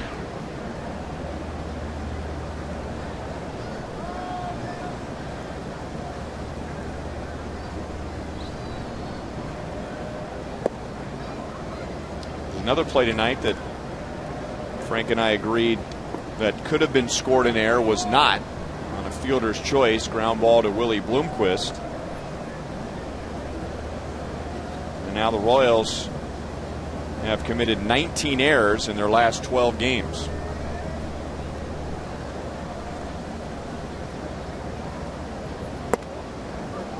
And it's 3-0 on Drew. You know, a lot of times the plays that should be made that aren't made, Ryan, really hurts the pitchers more than anything else. You come in, you get your ground ball, and twice, 3 times actually, the play hasn't been made, and so the pitcher has to go out there and try to get another hitter when that hitter should be gone, and you might be off the field, but those just prolong the innings. Soft liner out to Bloomquist, 2 down. Oh, we've seen it so many times, Frank. I mean, you have good defense. You have great defense. And that can give the pitcher another inning. Well, it does. And he's got to come up with something else for the next guy. And as a pitcher, I'm sure once you see that ball go on the ground, you relax a little bit. You say, well, I got it done. And especially when you see it's not really hit hard and when that play's not made, I think it's pretty dejecting to these guys when they're on the mound. And with such a sensitivity today to pitch counts, an error is made, an out isn't recorded, and a pitcher has to throw 10, 11, 12 more pitches.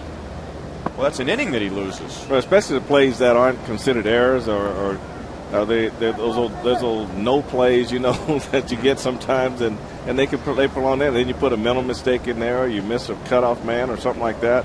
That just prolongs innings.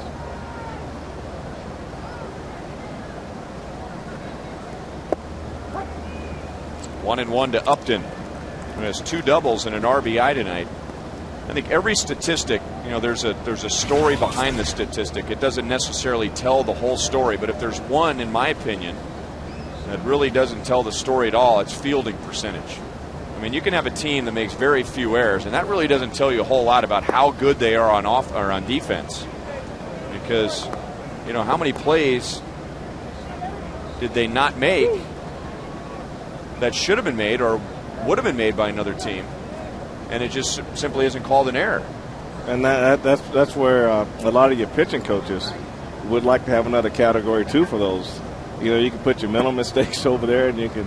I mean, that double play, you can't assume a double play. I think if you get a ball that's hit to one of the infielders, they get a perfect throw to the guy turning a double play, and they miss the guy at first because he beat the throw, I'd say you can't assume that double play. But if you throw a ball in the dirt, you have those questionable ones where if he catches the ball, the guy would have been out by a half a step or so, and you don't get an error on that ball because you can't assume a double play. Burns coming to the plate and somehow gets around the tag. That's why the fans love him in Arizona.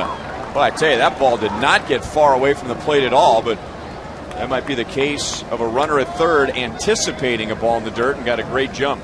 Well, if you have any questions about his hamstrings, Ryan, they look pretty good on this play. He got a great jump.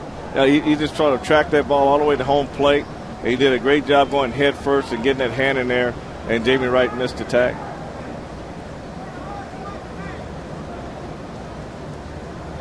But you got to read the ball out of the pitcher's hand, and it starts with having a good jump off third base and landing on that landing foot has to be the right foot, and you're going right away.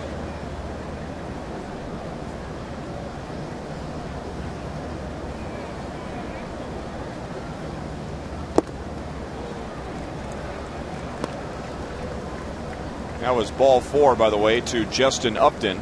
And the wild pitch scoring Burns to make it 8-2. And now 0-1 on Mark Reynolds.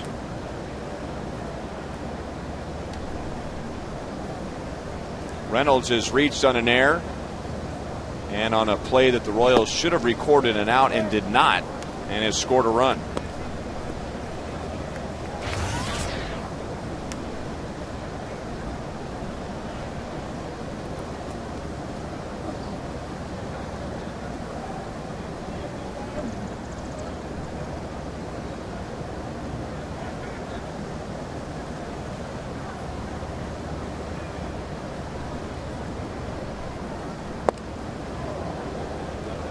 Two and one.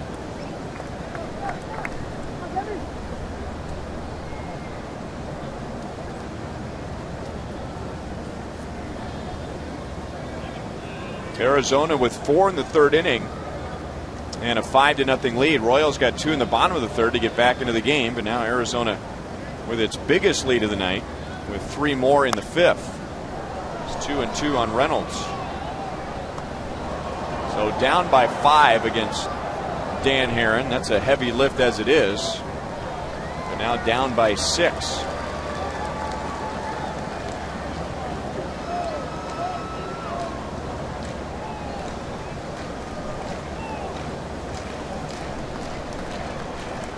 7 of the runs charged to Luke Hochevar.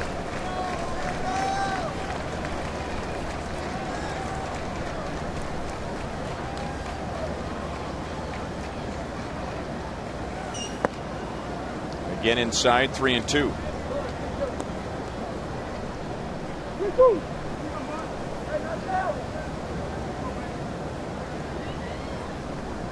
Reynolds, 5th in the American League, 18 home runs. 6th in the league in RBIs, 47. 1st on the planet in strikeouts, 94. But he's also among the league leaders in stolen bases. Runners take off, and he chops it to Bloomquist. And that's the inning. Diamondbacks with 3 and lead by 6.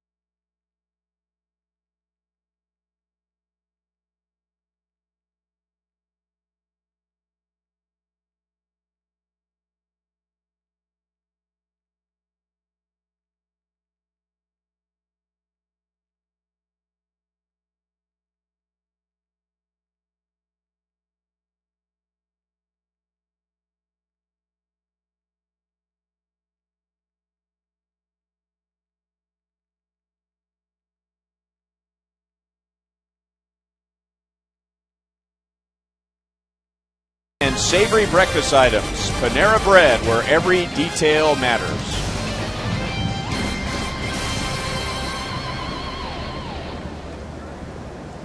That is the new upper deck concourse. As the Royals come up in the bottom of the 5th inning. And not a whole lot of action, or at least as much action as last night in the upper deck concourse. Pena hits it on the nose, but out.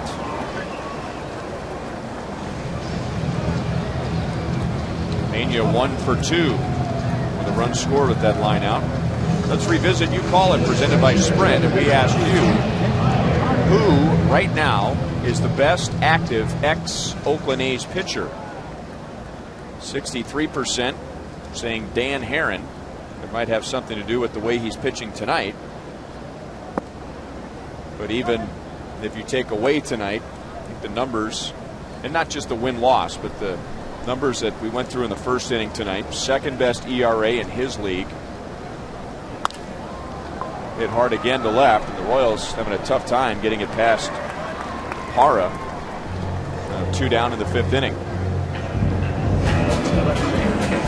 Royal Nights feature $5 upper level seats, and they're back in 2009. Monday games, except for September the 21st, will feature view level infield, Hy-Vee box, and Hy-Vee view level seats for $5. The next one is the 29th against the Minnesota Twins.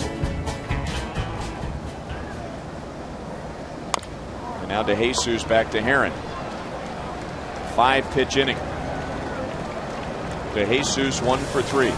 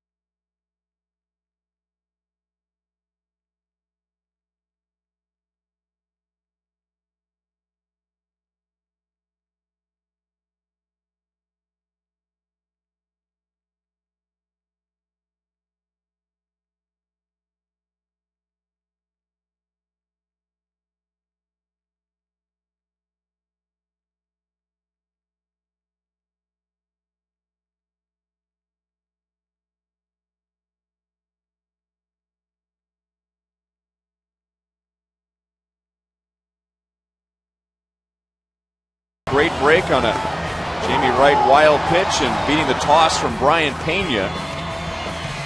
And that is the 8th run tonight for the Diamondbacks. Coors Light Freeze Can brought to you by Frost Brewed Coors Light, the world's most refreshing beer.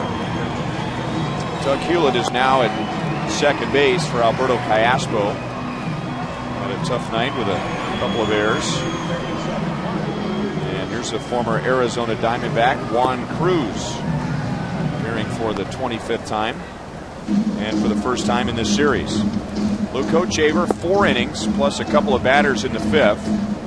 He gave up 7 runs, one of those runs unearned. Jamie Wright pitched an inning, gave up a run, it was unearned. And now Cruz in the top of the 6th.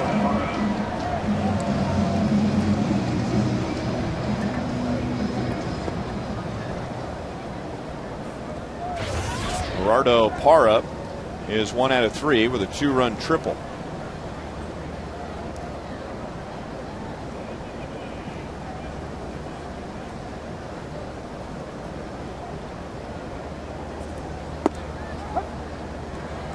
Fastball at 95 for strike 1.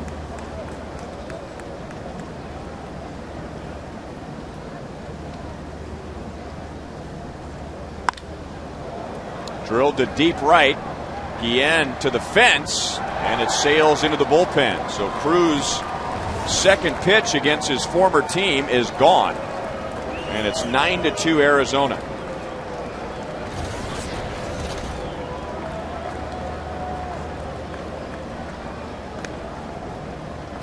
Parra with his 3rd of the year. Well, Cruz throws a fastball that stays on the inner half, and Gerardo Parra really got the bat head through, and the ball, this time of year, the ball's flying pretty good, Ryan. It's getting out of here. He really squared that ball up real well.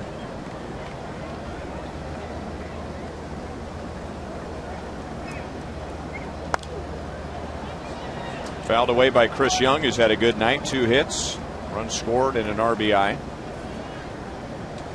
Juan Cruz was with the Diamondbacks the 3 seasons before this year, 06, 07, 08.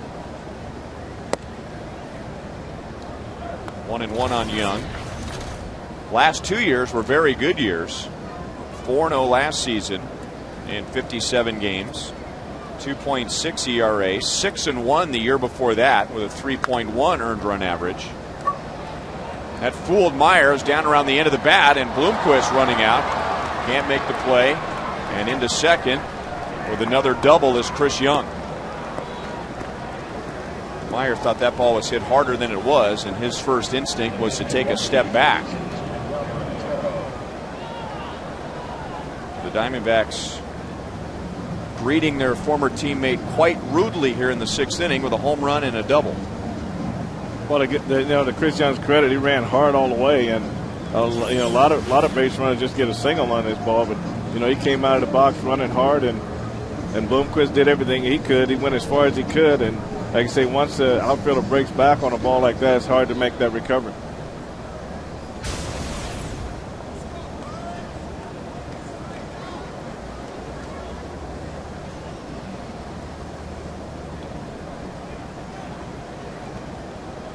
Miguel Montero has a couple of hits, and that's out in shallow left.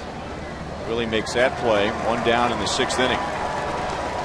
9 runs, 12 hits for Arizona, and that's one night after getting 12 runs, 15 hits.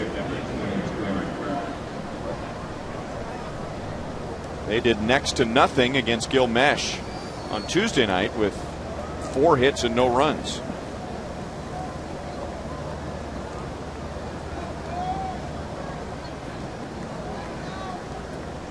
And now Eric Burns.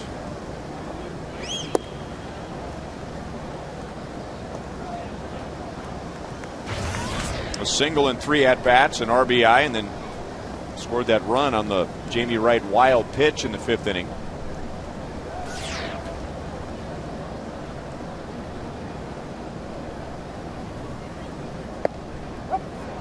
One ball, 1 strike. There were a lot of teams that were interested in Juan Cruz after what he did with the Arizona Diamondbacks, but what scared some teams off was that it required whoever signed Juan Cruz to give up their second-round draft pick in this past draft. To Billy, double play. Well, Chris Young may have forgotten how many outs there were, and the inning is over. Arizona adds a run on the home run.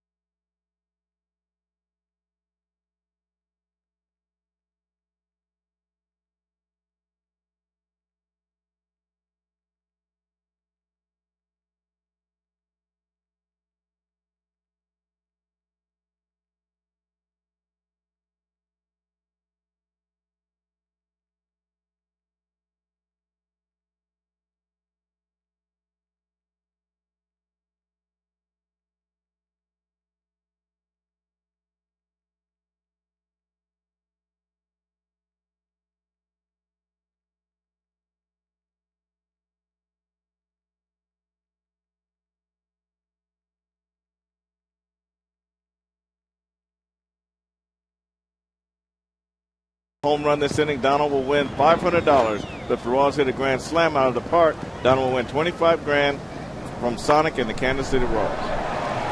Willie Bloomquist to right center field. Upton running deep to cut it off and holding Willie to a single. The throw wild coming back to the infield, but Willie was on his way back to first. And you figure Dan Herron, who has a 7-run lead in the 6th inning, is going to give the Royals a lot of fastballs. Well, he's going to try to get first pitch strike over and try to get deeper in the game and try to get the Royals to put the ball in play early. You know, that may change a little bit with a runner on base, though.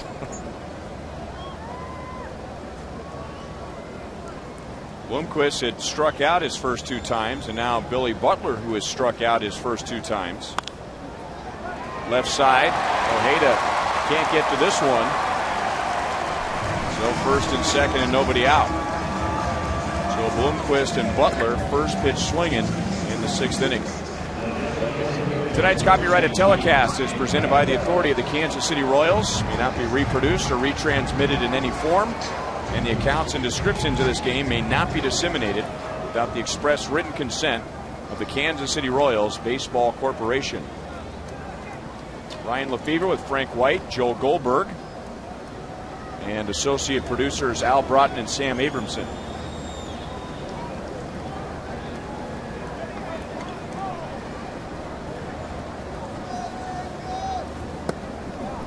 This time Herron going with something other than the fastball, and Jacobs ruled to have swung by third base umpire Ron Kolpa, so it's 0-1.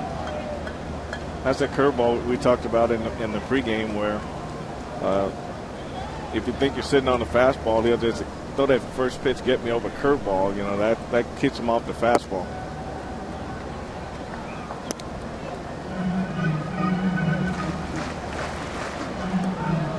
Dan Herron has been the Diamondbacks' bad luck dude this year. He should have a better record than 5-4, but at times he's been the victim of poor run support, the victim of some blown saves by the bullpen. So he's a little bit like Gil Mesh was a couple of years ago, when Gil had great numbers across the board, just didn't have the wins to show for his efforts. And everyone with the Diamondbacks organization will say that he should be much better than 5-4. Yeah, some have even said he should be going, 10-1. They just really feel like he's pitched that well.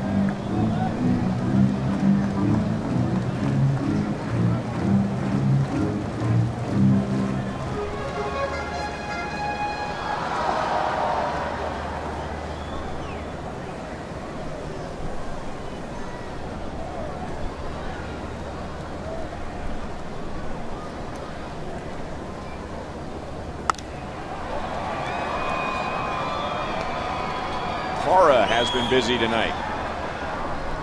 That's one away. Here's tonight's league leaders, brought to you by your Kansas City area Toyota dealers. And here are some of those numbers outside of wins and losses for Herron. First in fewest walks per 9 innings pitched. No walks tonight, by the way. First with a 188 opponent's batting average. So you figure fewest walks, low opponent's batting average. He has also given up far fewer hits and innings pitched, so he's not usually dealing with many base runners.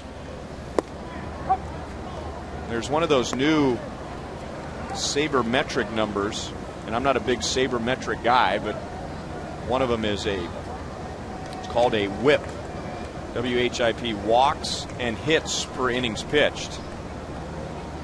And when you're holding your league to 188, and you have the fewest walks per 9 innings pitched, I mean, you're dealing with, I would think on average, what, less than a base runner on average every inning you pitch.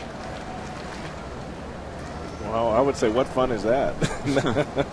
That's what you call, unless you're playing on defense behind him. That's what you call stress-free pitching there. I mean, I think the thing that really helps Dan Herron is the fact that he throws a lot of first pitch strikes. And he induces contact early in the at-bat for the most part. And he knows when to change, when to go to his first pitch curveball to throw the hitters off, how to get to a split finger. So I think just your general knowledge of just knowing how to pitch and how to add and subtract. And it's hitting is timing, pitching is breaking timing, and he does a pretty good job of that.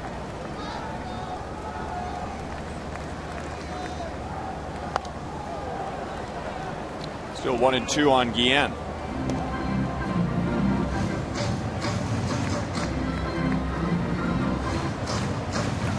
Guillen has actually hit one of the hardest balls tonight. Unfortunately, it was one hop to Augie Ojeda at third base in the first inning, or the second inning rather.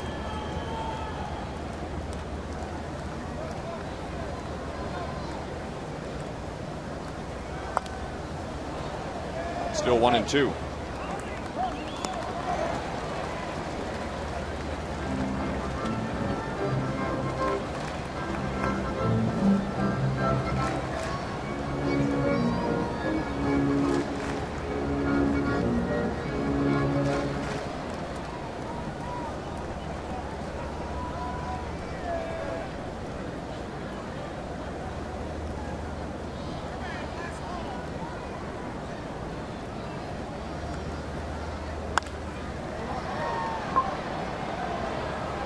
And to right for Upton. 2 down. So a couple of singles to open the inning, but now back-to-back flyouts. Bloomquist still standing at second, and Butler at first. Our next telecast in high definition will be tomorrow night with the Cardinals in town. 6:30 with Royals Live with Joel and Jamie. 7:10 first pitch. Brought to you by Time Warner Cable. Kyle Davies for the Royals. Brad Thompson for St. Louis. Tug Hewlett hits for the first time and takes strike one. Don't forget the game on Saturday. First pitch has been changed because the Fox network is going to carry the game. So instead of a typical 6:10 on Saturday night, it's a 3:10 game. So don't pay any attention to your schedule you may have picked up early in the season.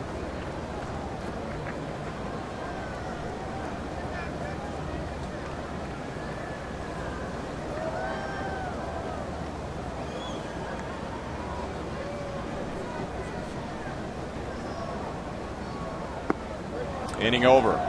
Aaron strikes out his 6th with another splitter. Royals strand 2.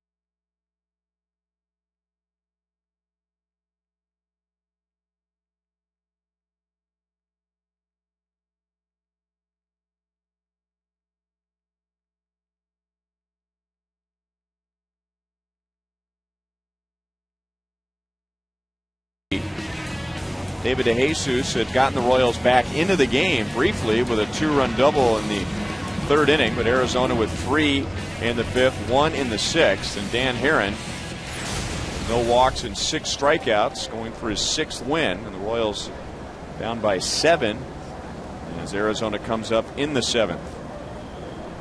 Agi Ojeda, Felipe Lopez, and Stephen Drew against their former teammate. Juan Cruz took over in the 6th inning, gave up a home run to Gerardo Parra.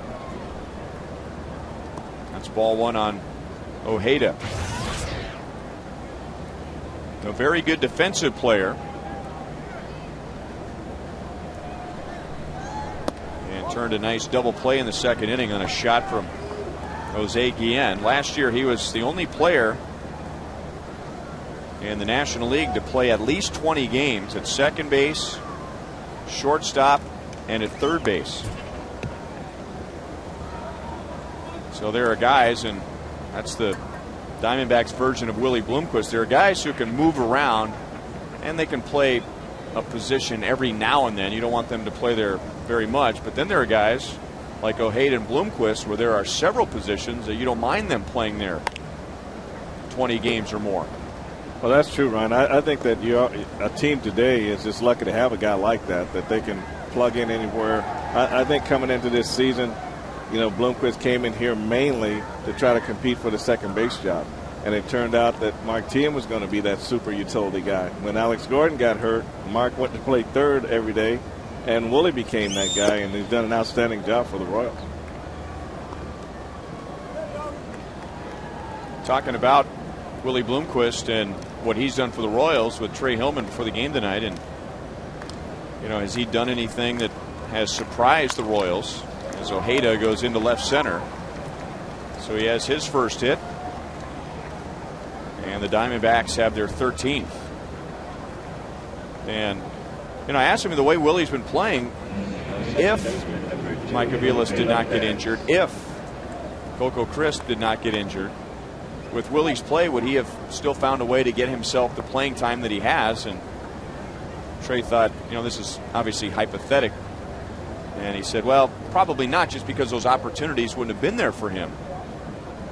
But you never want to see players go down like the Royals have lost their shortstop, and at least now have lost their center fielder. And knowing the type of guy that Willie Bloomquist is, I'm sure he didn't go to bed at night hoping that something like that would happen. But there is the opportunity, and some guys make the most of it. Well, every injury is some other player's opportunity, and those guys really have to make an impression when they get that consistent play over a 2 or 3 week period to try to raise their stock. And their job is to make the decisions of the manager and the general manager hard. And then in the process, you help your ball club. And I think that's where, Willie comes in. If you talk to Willie about it, the thing that he says is, I don't mind the many positions that I've played, but the increased at-bats and playing time is what he credits to his increased offensive production on the field. I also asked Trey, has Willie done anything that surprised you this year? And he immediately said no. The Royals did a lot of research on Willie Bloomquist, and the things that he's doing, they figured he could do. Now, was he thinking offensively, or was he thinking from a defensive standpoint? I think the way I posed the question, or maybe the way Trey took it, was on defense. Has there been a position? Has there been something he has done with the glove? And Trey said no, that the Royals, they gave him a 2-year contract, which you usually don't give a utility guy. But you may give a utility guy who can do the things that Willie can do a 2-year contract. Well, he's proven that the confidence that they put in him by giving him a 2-year contract is well worth it, based on how he's come in and just stepped in and really just given the team a new life, so to speak. And he's got a professional approach to the game and how he goes about it. Still 3-2.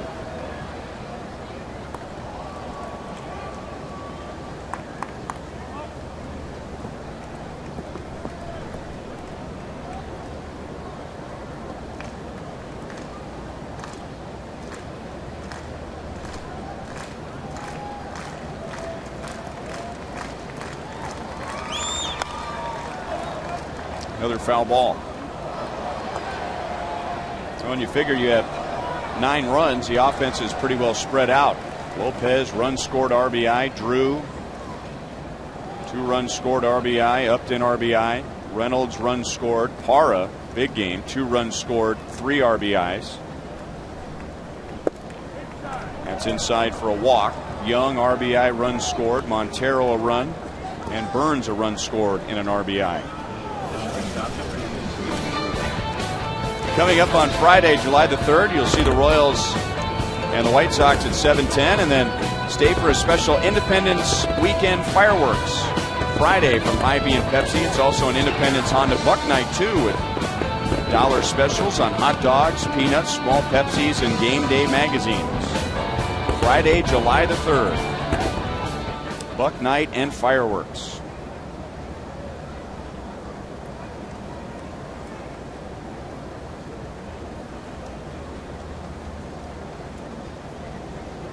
So 2 on, nobody out for Drew.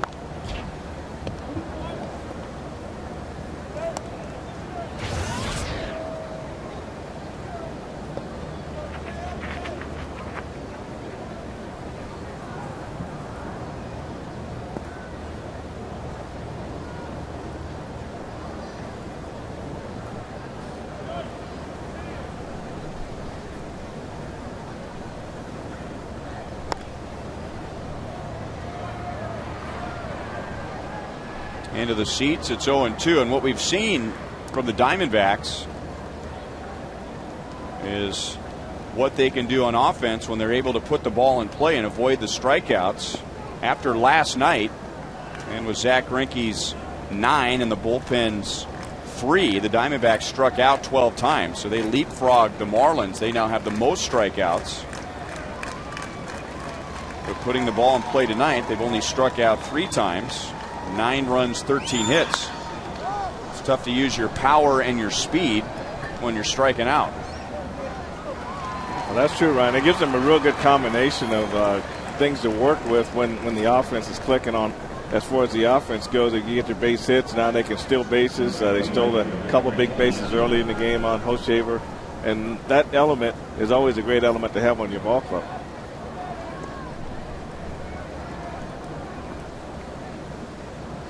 So 2 on, 1 out for Upton. 2 doubles, a walk, and RBI.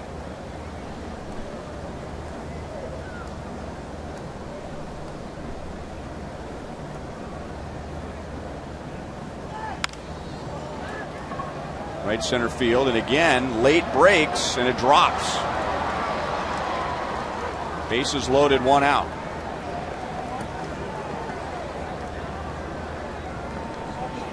Upton with his third hit of the game.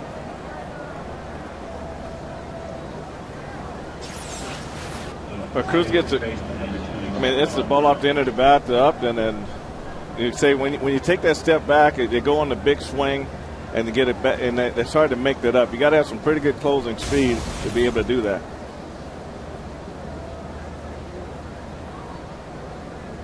Now they're loaded up for the leading home run man, Mark Reynolds. Only one out.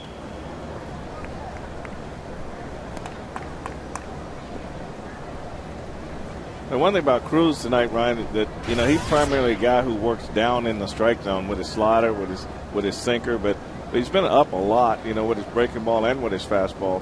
And when the ball does run, it's running well off the plate. It's not really enticing enough to swing at.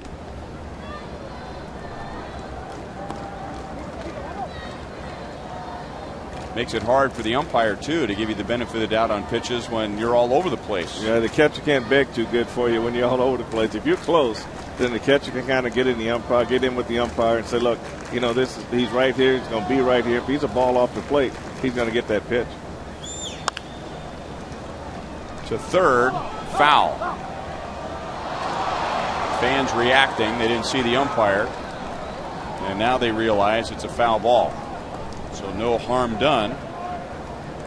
It's 2-1 on Mark Reynolds.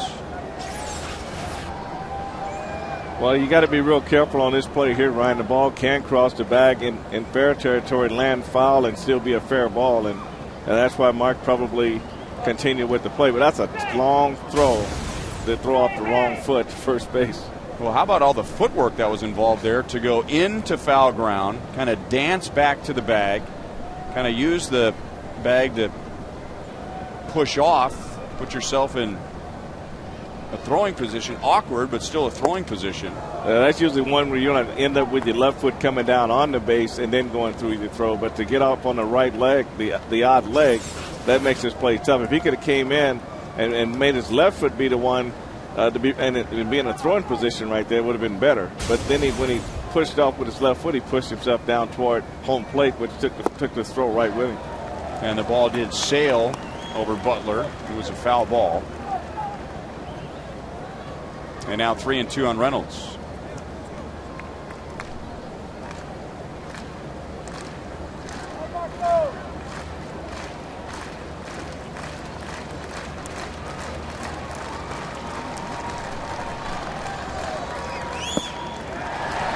Got him with a fastball at 91.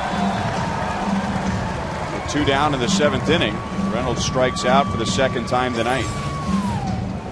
Well, Cruz does a good job, and when he gets the ball down in that area right there, that's when he's most effective. When he starts elevating his fastball and his breaking ball, then he gets in trouble. So they're loaded up for Parra, who was driven in 3 and scored twice. 2-run triple in the 3rd inning, solo home run in the 6th, and that home run was against Juan Cruz. Not often that Cruz gets to go through the batting order a second time.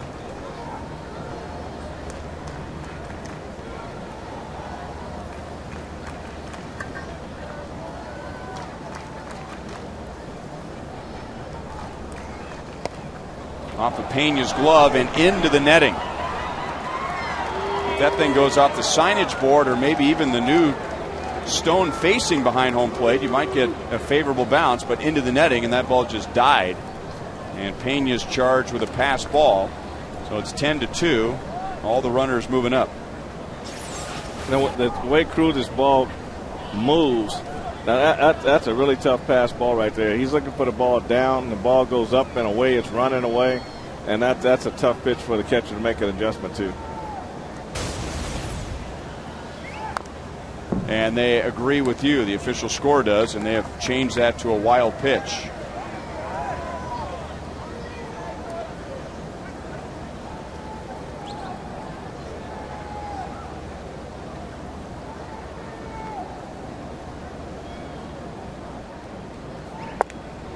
Now Cruz with his fastball, and he might be amped up going up against his former team, but there is no consistency at all to the location of his fastball.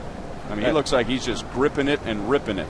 And then when you spin off, you know, if you don't get that good direct line to the plate, you spin off, you leave that arm back, and that's what drives that ball up and into the righters and up away from the catcher.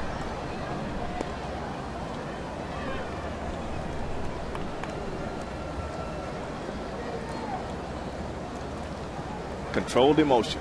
Yeah, that's what you got to have. And, yeah, you know, whether you're pitching against your old team or you're pitching in the playoffs, World Series, it doesn't matter. You have to be able to control your emotions.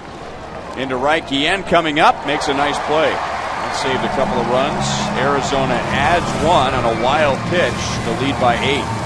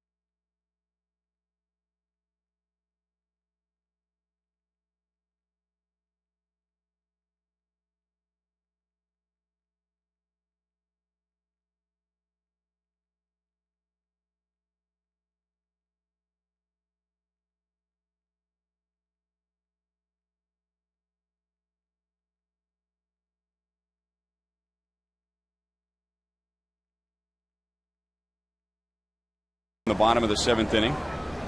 Toronto over Philadelphia. Rod Barajas beating up on his former team. Atlanta over Cincinnati. Washington shutting out the Yankees. They had more than 5 hours worth of rain delays.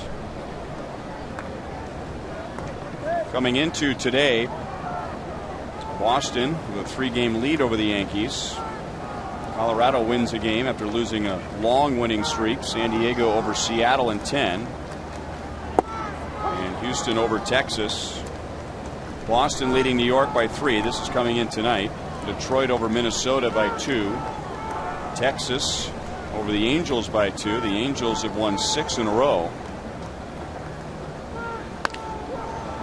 Tien backhanded by Felipe Lopez. And the stretch by Reynolds. Tien is 0 for 3.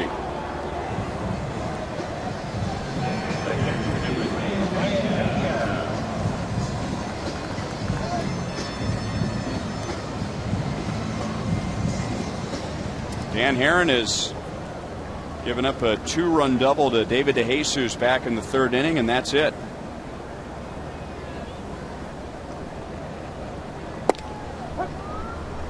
Brian Pena has singled and scored and lined out to left.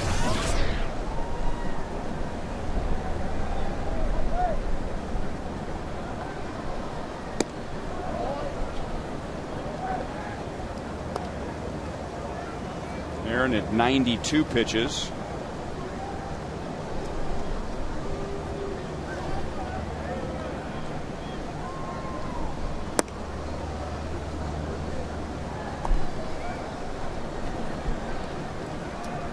Mentioned a couple of innings ago that Aaron has been the victim of poor run support this year. That's why his record's just 5-4. Other times blown saves by the bullpen.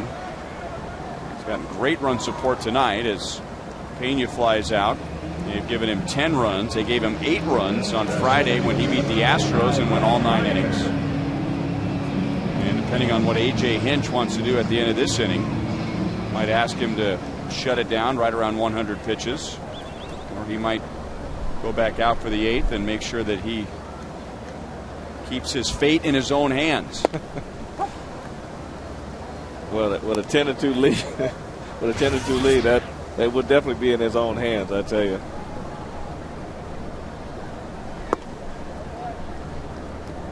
Meyer has doubled and scored and lined out to left.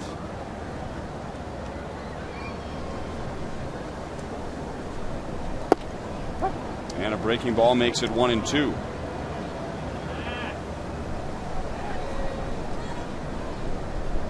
And now really picking up the tempo. Out from short is Drew. In from left is Parra. And Herron gives the Royals quickly in the 7th.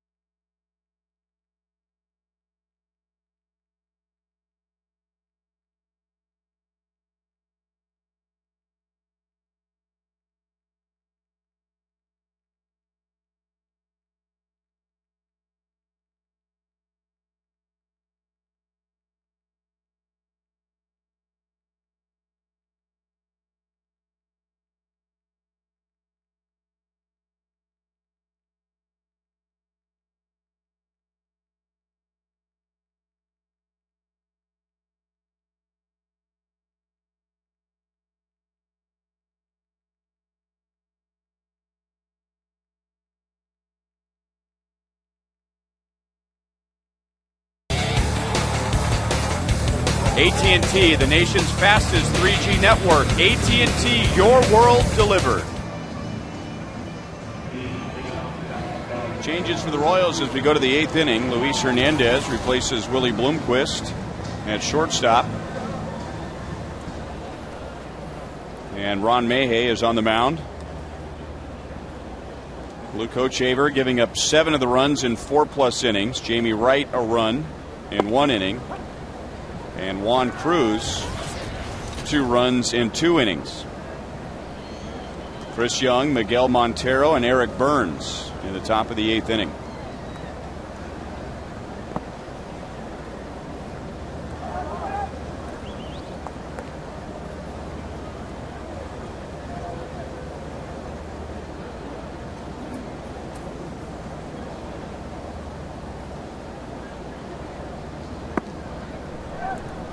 Good change up, 1-2.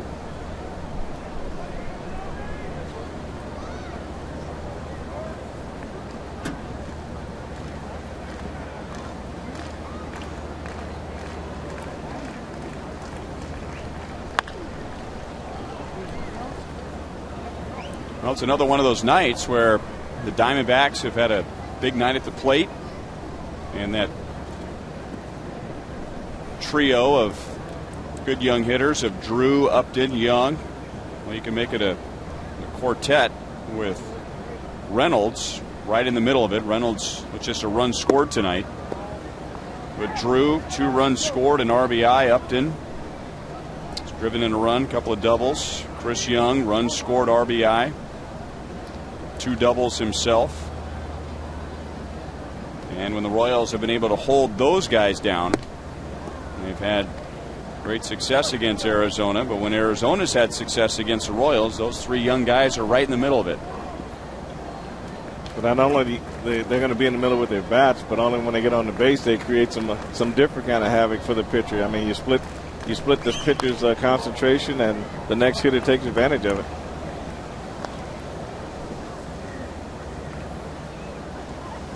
A nice catch by a fan down in the diamond seats right below us. Or I'm hearing he at least ended up with the ball.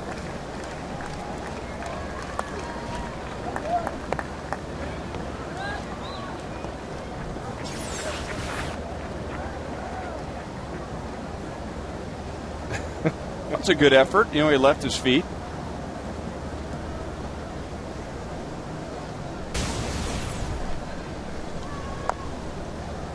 Still 3-2. Royals begin a series with the Cardinals tomorrow. The Arizona Diamondbacks will jump on the plane, and they have a long flight to Seattle that they will pick up a couple of hours.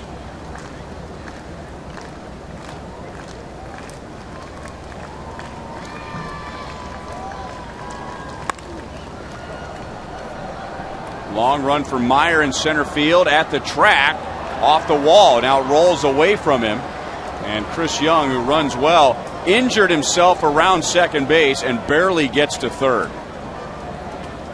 Well, on a night like tonight, the one thing you worry about if you're a manager on a game that really is not a game at the moment, 8 runs in the 8th inning, is you don't want someone to get hurt.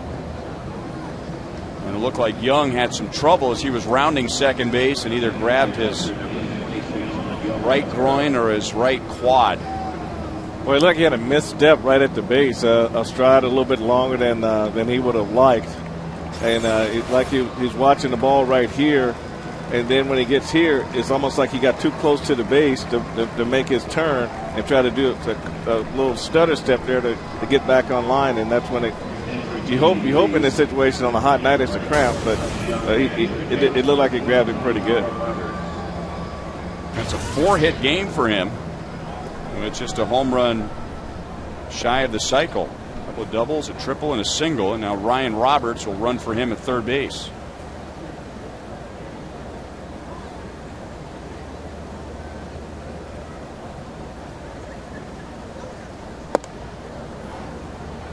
Miguel Montero with a couple of hits.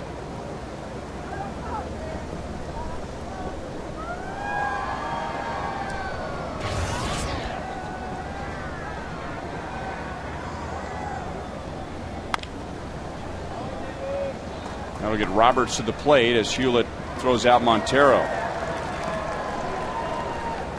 11-2 Arizona in the 8th inning.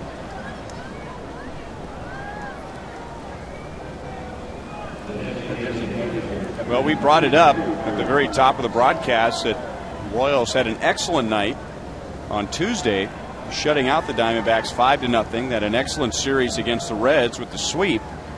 Last night, losing 12-5 with Zach Greinke starting the game and a big crowd watching. So I thought, and I think you agree, that tonight was one of those character games. Do you allow that 12-5 game to get you down and turn you in the wrong direction, or you just let it go and you come out and you win the game and you win the series? And now the Royals are down by 9 in the 8th inning. Well, just trying to get to some level of consistency where you don't lose 8, then you turn around and win 7, you turn around and lose 8. You know, you're trying to get some consistency that takes you the right direction. So you win 4, you lose 1, then you go out and win 2 or 3 more, and then maybe lose 1. But you just don't want to win 4 and then turn right around and lose 4 in a row. So you gaining ground and giving it back a little too fast. So that's where the character building comes in. Okay, we really took a beating last night, so let's just go back to what we know we do well, win tonight, and keep it going in the right direction.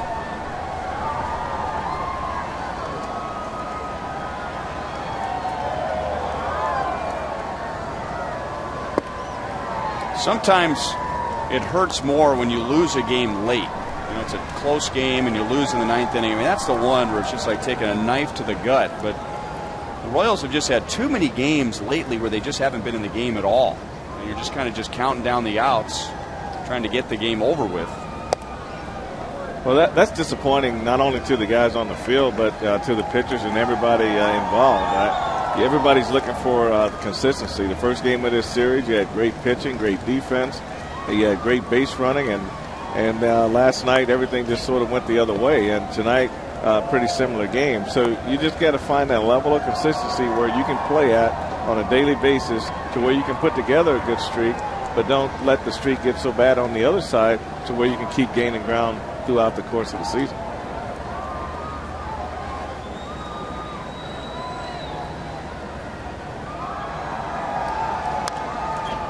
Still 3-2 on Burns. Yeah, I'm looking at some of the scores here, Frank, and over the last couple of weeks or so, the Royals have really only played a couple of really close games. This obviously is not a close one. Last night, 12-5. Even the game they won on Tuesday, 5-0. Another foul ball from Burns. The sweep over the Reds, 4-1 the first night, so somewhat of a close game, but then 7-4, 7-1. One of the close games was that 10-inning loss in Cleveland, 4-3, but 9-0 win, 8-4 loss. 4-0 loss, 6-2 win, 9-3 loss. There was a 3-2 loss at Tampa Bay during the last road trip. The game before that, 9-0, as Burns cranks it to deep left field. And now Arizona leads by 10. David DeJesus with a great effort. Ron Mayhew has given up 2 in the 8th inning. 16 hits for Arizona. And a 12-2 lead. Second straight game, the Diamondbacks have scored 12. Well, I think the big thing, Ryan, is you need someone that's going to come into the game and hold the game where it's at and give you offense an opportunity to get back in the game. Here's a fastball from May that stays on the middle end part of the plate, and Eric Burns really turned on it. And David gave it a great effort, but the ball just hit too far.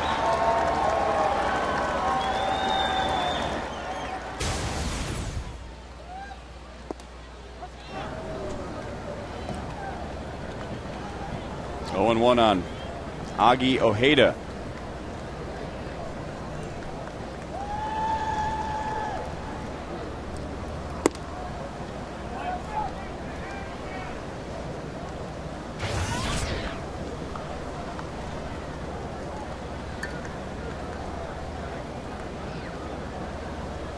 Diamondbacks have scored in every inning except for the second and the fourth.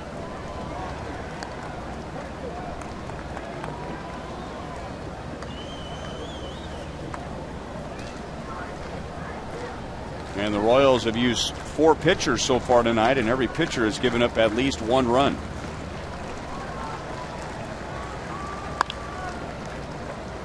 Still 1-2 on Ojeda.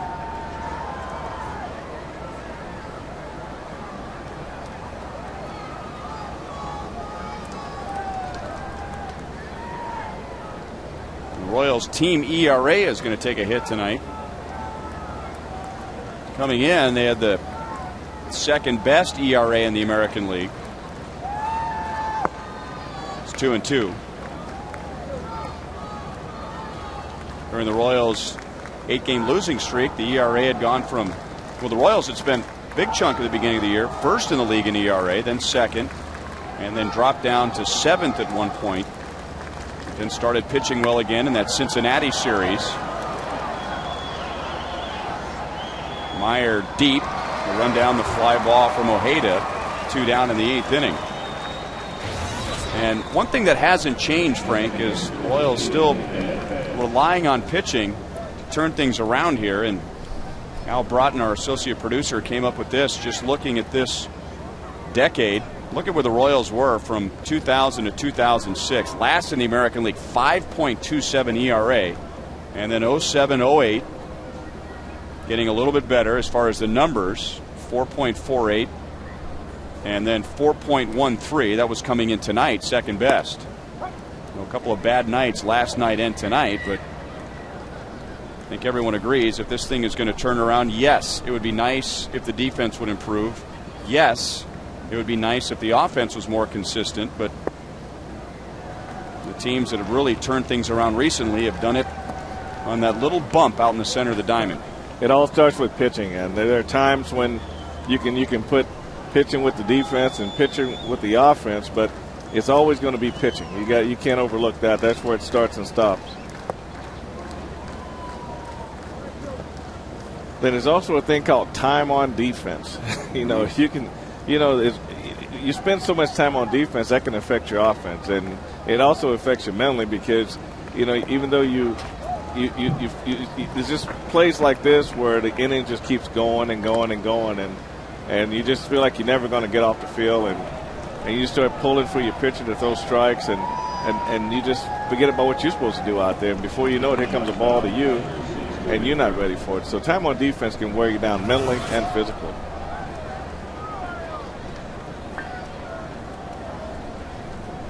So a strikeout wild pitch puts Lopez at first with 2 down.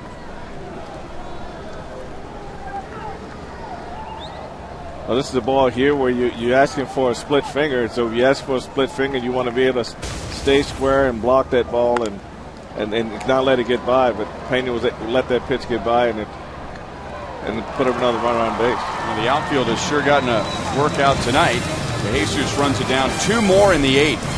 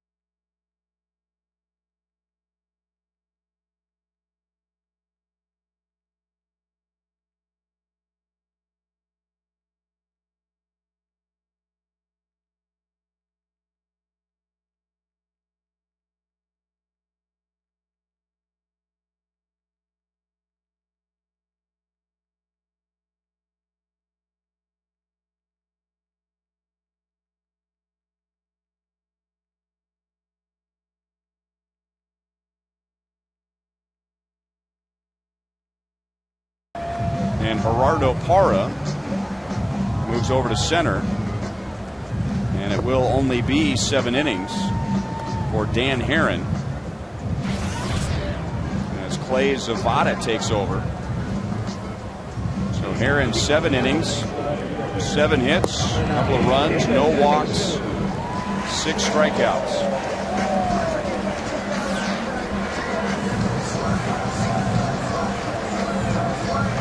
Fans, remember, you can shop the largest online selection of Royals caps, T-shirts, jerseys, and more. 24 hours a day, 7 days a week. Get your gear straight from the source, theroyals.com Pro Shop. Clay Zavada, who has the old-fashioned Raleigh fingers mustache. Apparently, that goes back to last year when he was in the minor leagues with the Diamondbacks, and he and a teammate had a mustache growing contest. And after a year or so, at least the story I heard is the minor league teammate kind of chickened out and shaved the mustache, and Zavada said, "I'm going to keep it." It was retro night last night, and there were many more people with mustaches like that in 1969 than there are in 2009.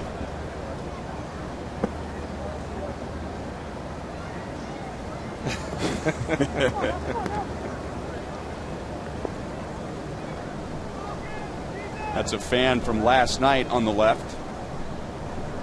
Looks like he has a tattoo on his finger, the inside of his forefinger.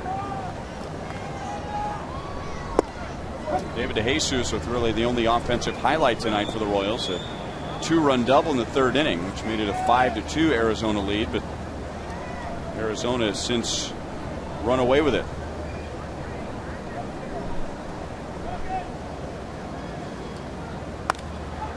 And DeJesus with his second hit.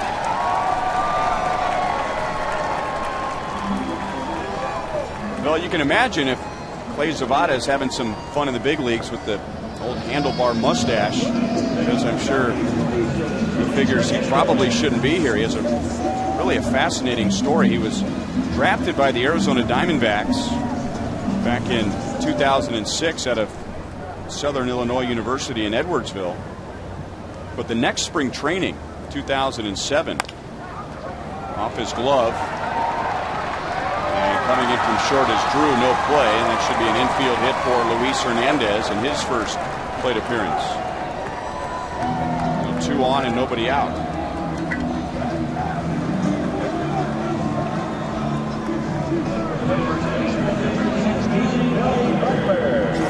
We don't play much, Ryan. Any base hit's a good base hit. And for Hernandez, you always like to see guys like Hernandez come up with a base hit, and that was great. That was a great play for him. So 2 on, nobody out for Butler. So anyway, Zavada, 30th round draft pick in 2006. He goes to spring training in 2007 and had a terrible family tragedy. His father passed away suddenly, and so he decided to put his baseball career on hold.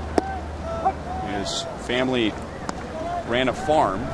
His mother passed away when he was young, so it was his job, he felt, to go back and take care of the family farm.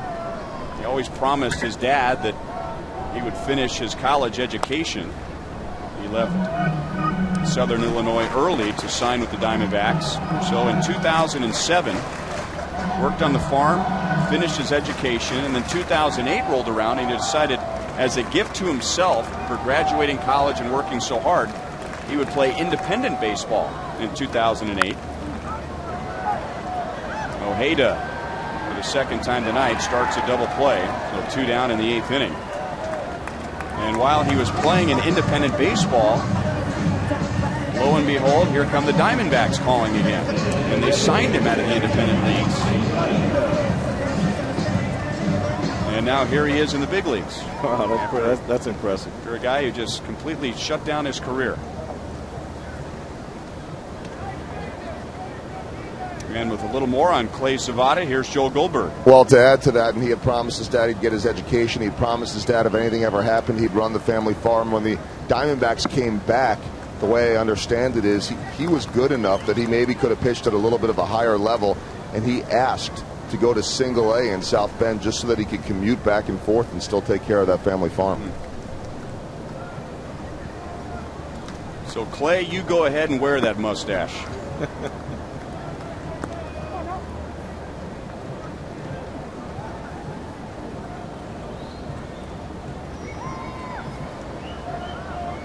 You can see a left-hand pitcher has a bit of a funky delivery, might give a left-hand batter a hard time.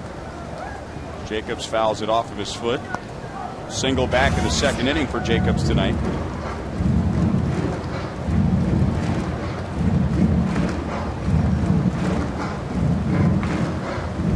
Well, he really tops out about 88, Ryan, so mainly you have to look at more command and location for him to be successful in ball movement.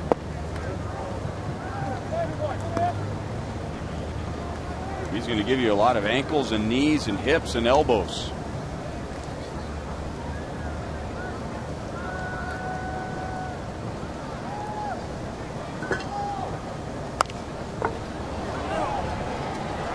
Jacobs lost his bat and fouls it away.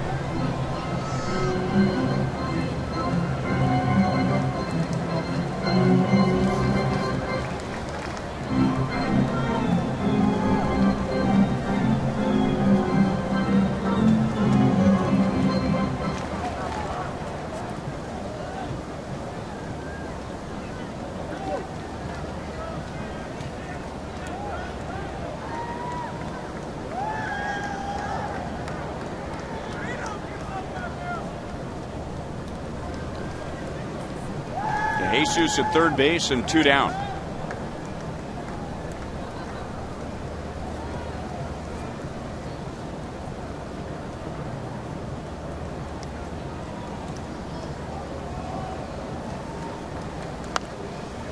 Still 3-2.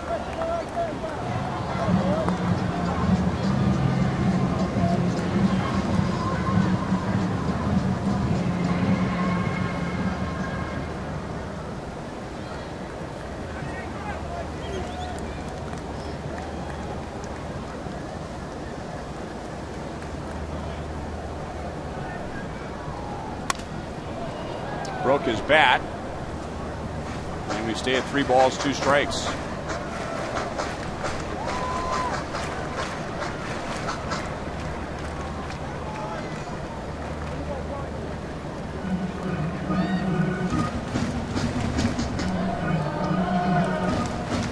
Diamondbacks in the National League West coming in tonight. In last place, 15 games back, 10 games below 500, and really that's the only division where there isn't any race at all, with the Dodgers out in front of the Giants by 8.5 games. Jacobs taking a walk, so first and third and 2 down.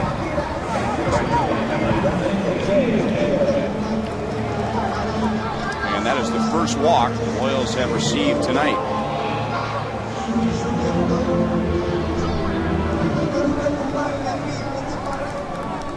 And the Dodgers really haven't missed Manny Ramirez a whole lot. I mean, they're 20 games over 500.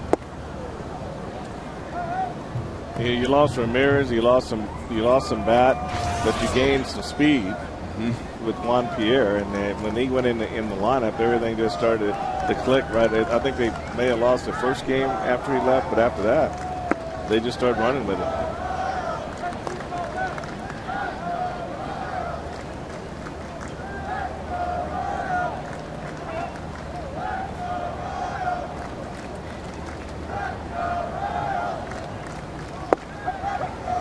Got him looking. Zavada gives up a couple of singles and a walk, but no runs in the bottom of the 8th.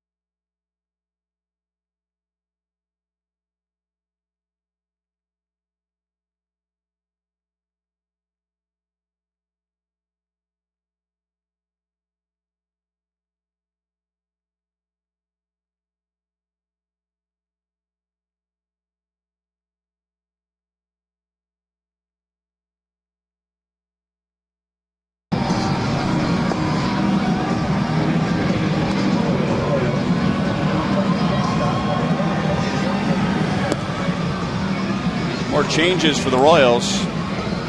Believe me, Tony Pena Jr. is behind Lorenzo Bundy, Diamondbacks first base coach. So he's at short. There he is. See, I told you. TJ's at short, replacing Luis Hernandez, who moves over to second base, replacing Tug Hewlett, who moves into right. So Tony Pena Jr. essentially replacing Jose Guillen. And Joakim Soria, with his theme song, Flames and All, comes in the top of the 9th inning. The Royals down by 10. Needing to get some work, he'll get Justin Upton, Mark Reynolds, and Gerardo Parra.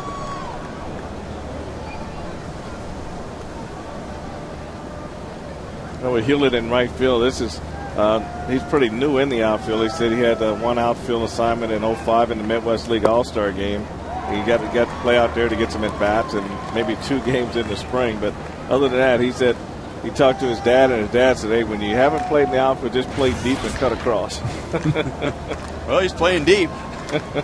He said you don't have anything to worry about. You don't have to worry about going back, because anything over your head's going to be off the wall or gone.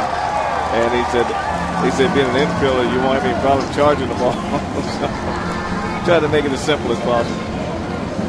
3-pitch strikeout for Soria. A couple of fastballs and his trademark curveball at 68 gets Upton, and now Mark Reynolds. And Tug is not far from where we were last night, broadcasting the game on the Pepsi party porch. Well, we probably could have had a conversation with him if we were out there tonight. Reach out and scratch his back.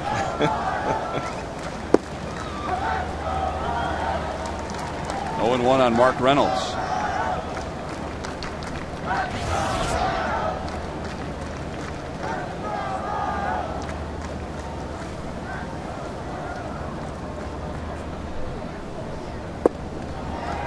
Soria is throwing all of his pitches. And Reynolds out in front of a changeup.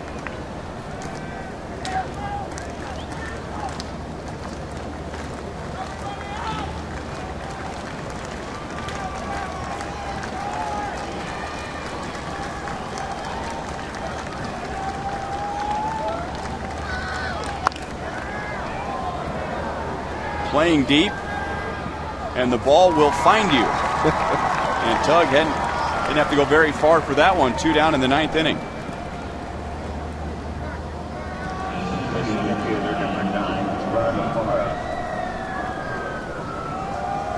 And now Soria will face Gerardo Parra.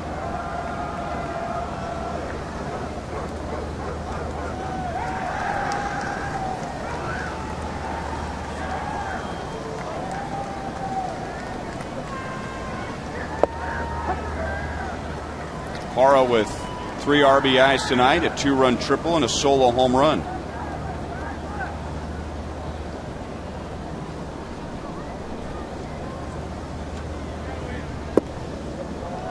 One and one. Soria hasn't had a whole lot of work since coming back from the disabled list. Suffered his first blown save on the last road trip. It was actually a week ago tonight. That was the Seagull game. And he has a nice 1-2-3 top of the 9th inning tonight.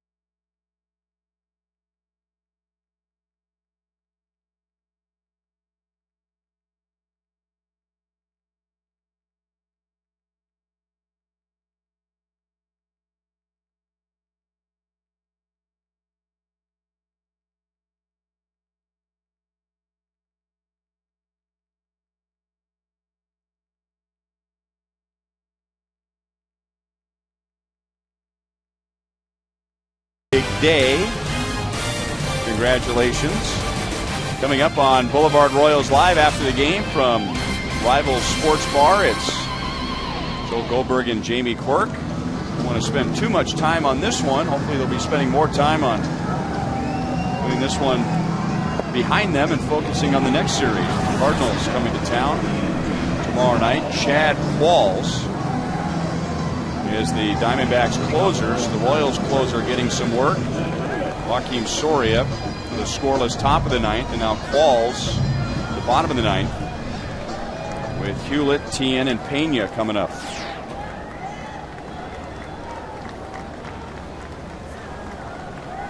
The one thing about baseball game and baseball players, you really can't, once this game is over, you got to kind of let it go. You can't really take it to the next day because whatever's happened's already happened. You just got to get better game by game. So it'll feel bad tonight, but when they get up in the morning, they got to kind of put it behind them and get ready for the game tomorrow night.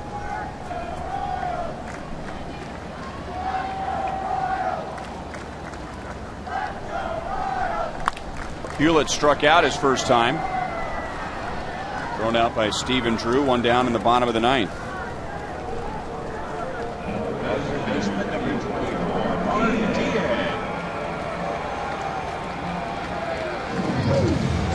Chad Qualls, originally from the Astros organization, taken in the second round in 2000 out of the University of Nevada.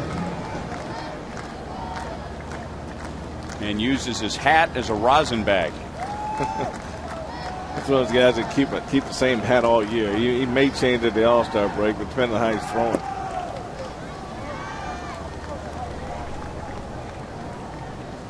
Tien is 0 for 3 tonight.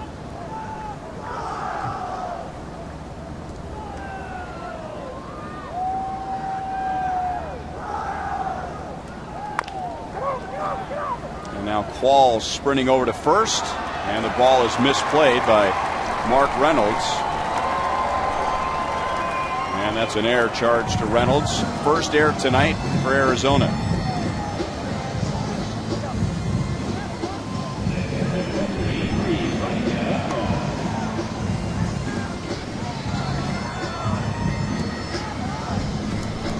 Well, the Royals coming off that sweep over the Cincinnati Reds, and then in good shape to take this series after winning on Tuesday night 5-0 behind the pitching of Gil Mesh. The Royals were good on defense, spread out their offense, scoring in 5 different innings, but now back-to-back nights against Arizona, allowing 12 runs, and back-to-back nights allowing 3 errors. This is an excellent candidate for one that you forget about and move on to the next one. Well, you have to, and I was disappointing to Amanda Trey Hillman and Bob McClure and everybody down there involved with putting this game together and getting guys ready to play. You know, you see a game like 2 nights ago with Gil Mesh, and you think, okay, we got it. It's right where we want it. Let's hold on to it for a little while. And you have 2 back-to-back games like this, so it's almost like you're just continually going back to the drawing board all the time.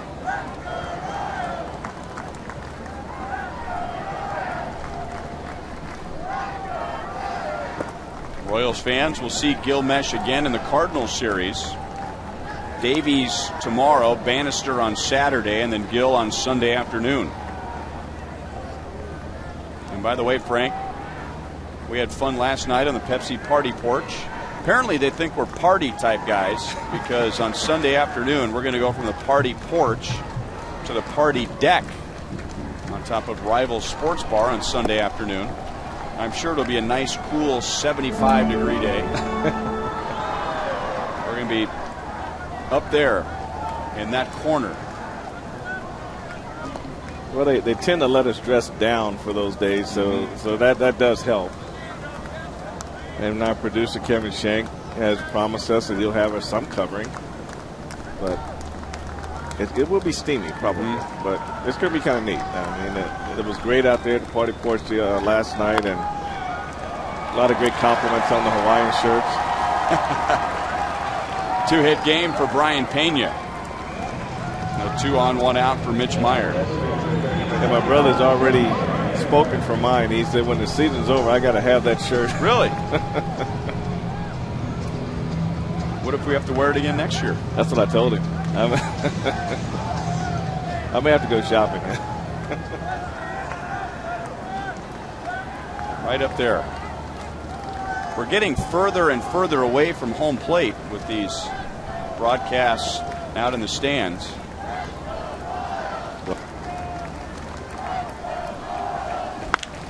Meyer ropes it into right field.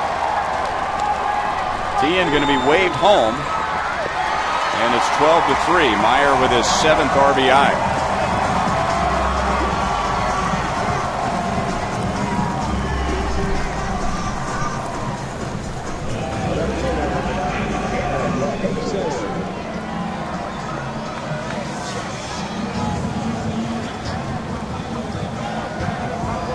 Mitch is starting to have a little success at the plate. His second hit tonight, and he's putting the ball in play. He's not really driving the ball like he's capable of doing, but he's starting to put those hits together, and sooner or later, driving the ball kind of follows that.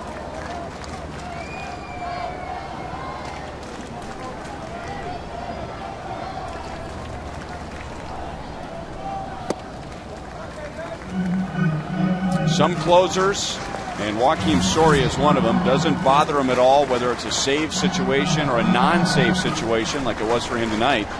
Other closers just don't do as well when they come into the game and don't have that edge. Well, that's true, and he did, to his credit, he got the ground ball to first base. That was an error. And another hit for DeJesus. This will score 2, and David wants 3, and he's got it. 3-hit night, and DeJesus is driven in 4.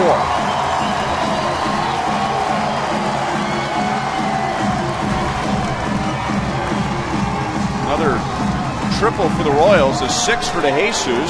That leads the American League. Well, right here, they're just trying to get ahead. He throws the sinker, and David really got the hit on it. It was middle in, and he drove the ball into right center field. Parr does a great job cutting it off, but David, with a full head of steam, he was going to third base no matter what.